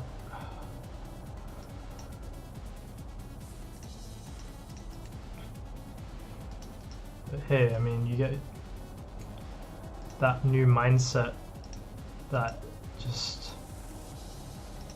trains your mental game up and you're ready for worse shit to happen. Cryptos are just high beta risk assets. Yeah. Yeah.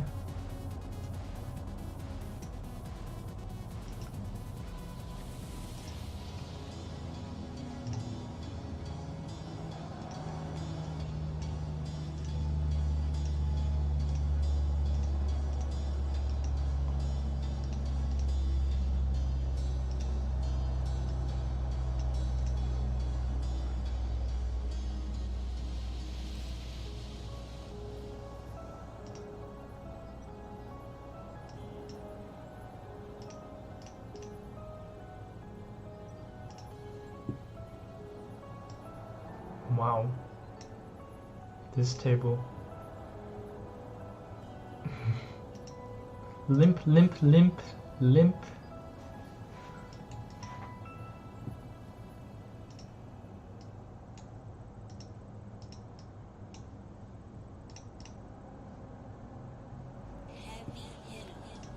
Niggas got me on my Brooklyn shit. Hey, what I told him, I said, being hot get you the MVP. Staying hot get you the Hall of Fame. Slow so. Brooklyn fam. Smurda, what up, son? Brooklyn, what up, son? Yeah. I hit my smutty dance when I caught the lick. I hit my smutty dance when I caught your chick. I Bobby Smurda that when she came around. Threw that hat up in the air, never came down. And I just caught that body like a week ago. Real quick, click, clack, get the freaking out. You want some hot nigga chillin' out in Mykonos? Or thought niggas all summer, every weekend, ho? I ain't no killer, but don't push me, yo.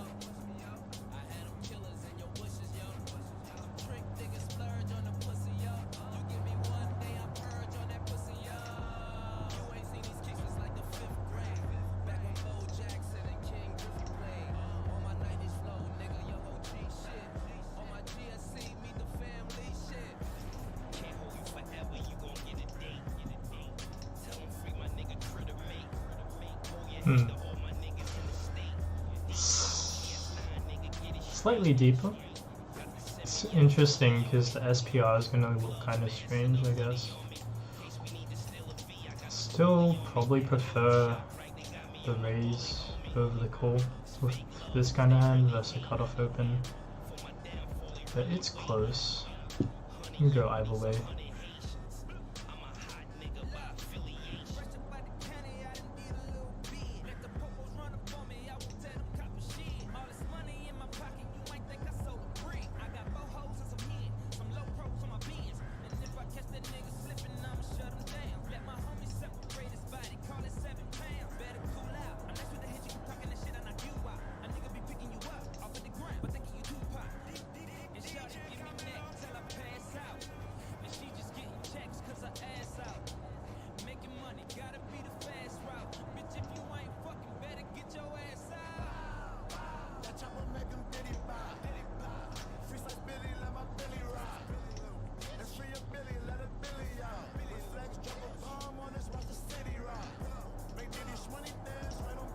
Gonna be getting off in around 10 minutes.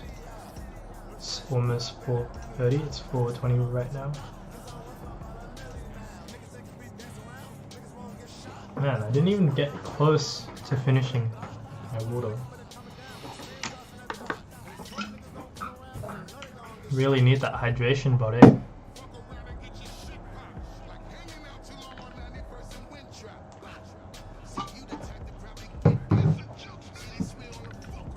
But it's on holiday today.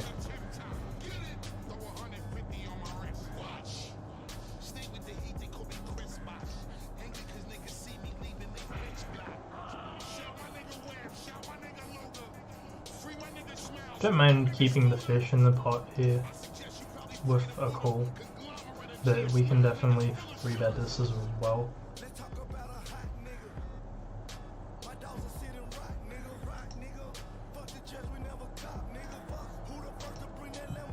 It's hard to like compare the EV, but generally it's a good idea to keep fish in the pot.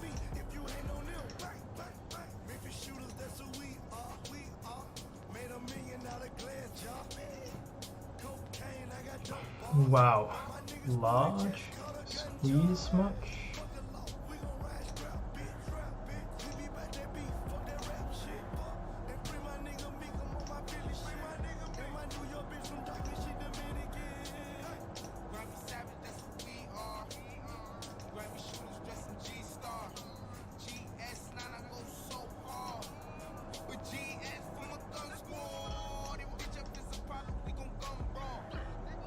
Shots popping out the air, y'all. I'm with Trigger, I'm with Russia, I'm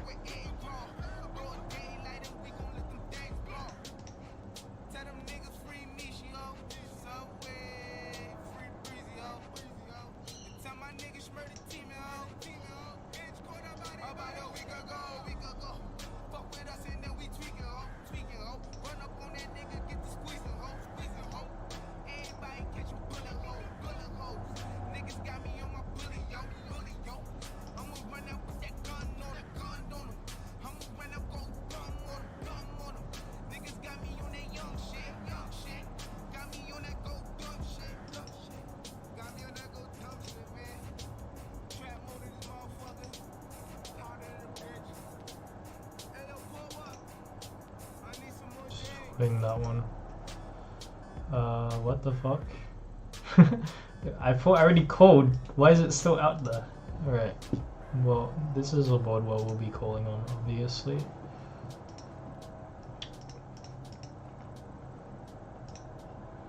I think this calls for a small turn bet.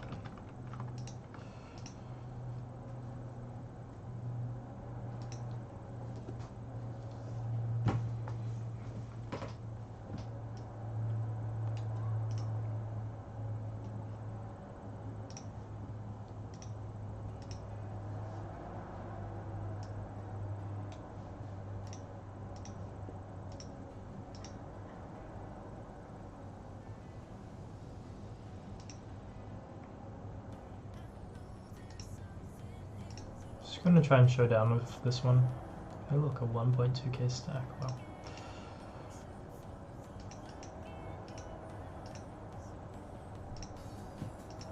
And I think it's a pretty easy check fold.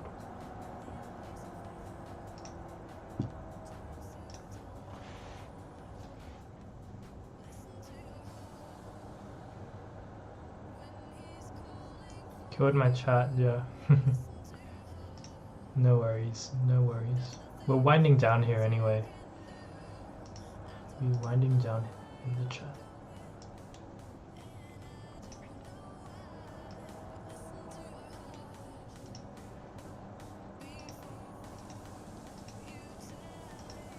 Like, you just mentioned crypto and everyone's like, what the fuck is that? Google. Bitcoin.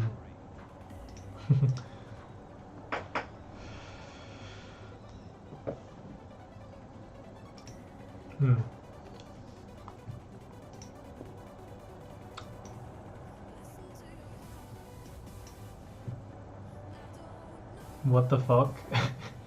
Ace 2? Really? Really, mate? That much disrespect? It's a lot of disrespect.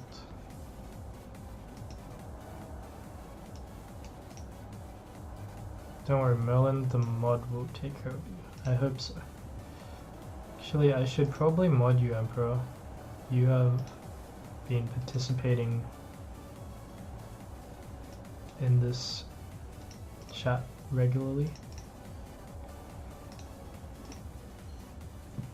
You can help me mod as well. Congrats.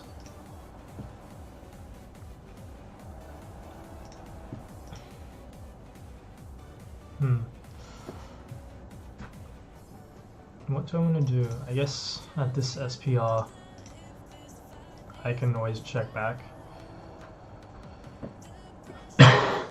What is this river bet size? I'm gonna raise and get a cry call from like Queen Jack or something, or like a pair. Come on, cry call me. Cry call me. Come on. You know you want to. Oh, damn it. Damn it. Profit for the day.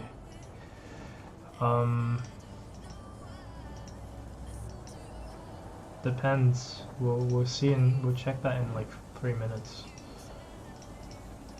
But right now it looks like we're up 600. Oof. Ace 2. Damn. Damn it.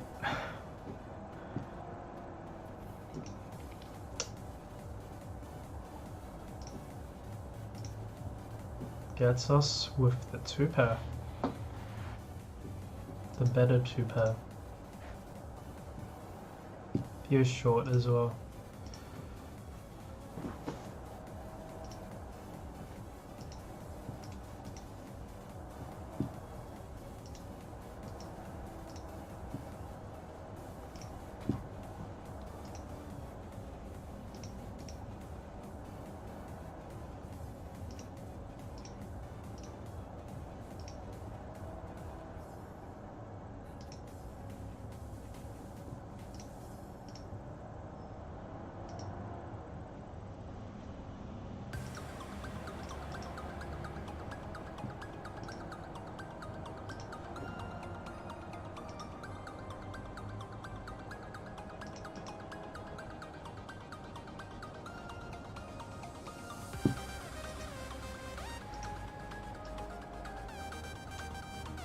First order of business permaban Updog. Prevent stream sniping. Can we do that? How to mod.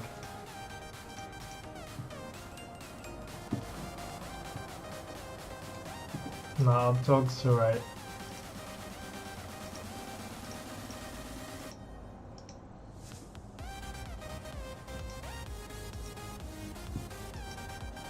I have a meeting now, gotta run. Alright, see you, Gubus. I'm just about to wrap it up anyway. It's like 4:30, I'm gonna go for a workout. So perfect timing, actually. Perfect timing. Laters. Laters. Hope you have an enjoyable meeting.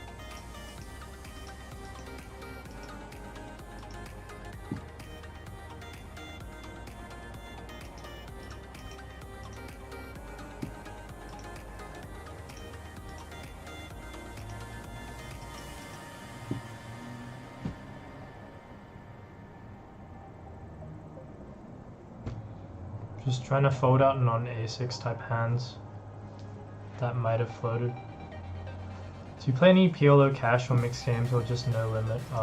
I've played a bunch of PLO, but usually live, not really online, and also on some of the softer PLO games. But yeah, I'm not much of a PLO player or mixed game player.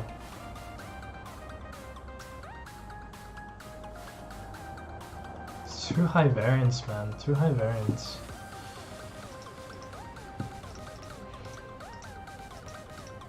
Like, you just end up getting your stack in way more often. You're like, oh, I got a wrap versus a set. Okay, well done.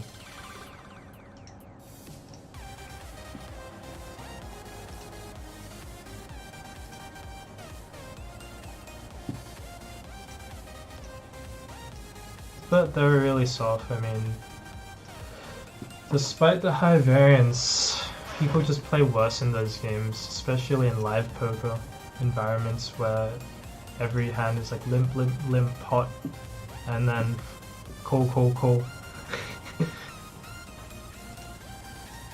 It's like crazy.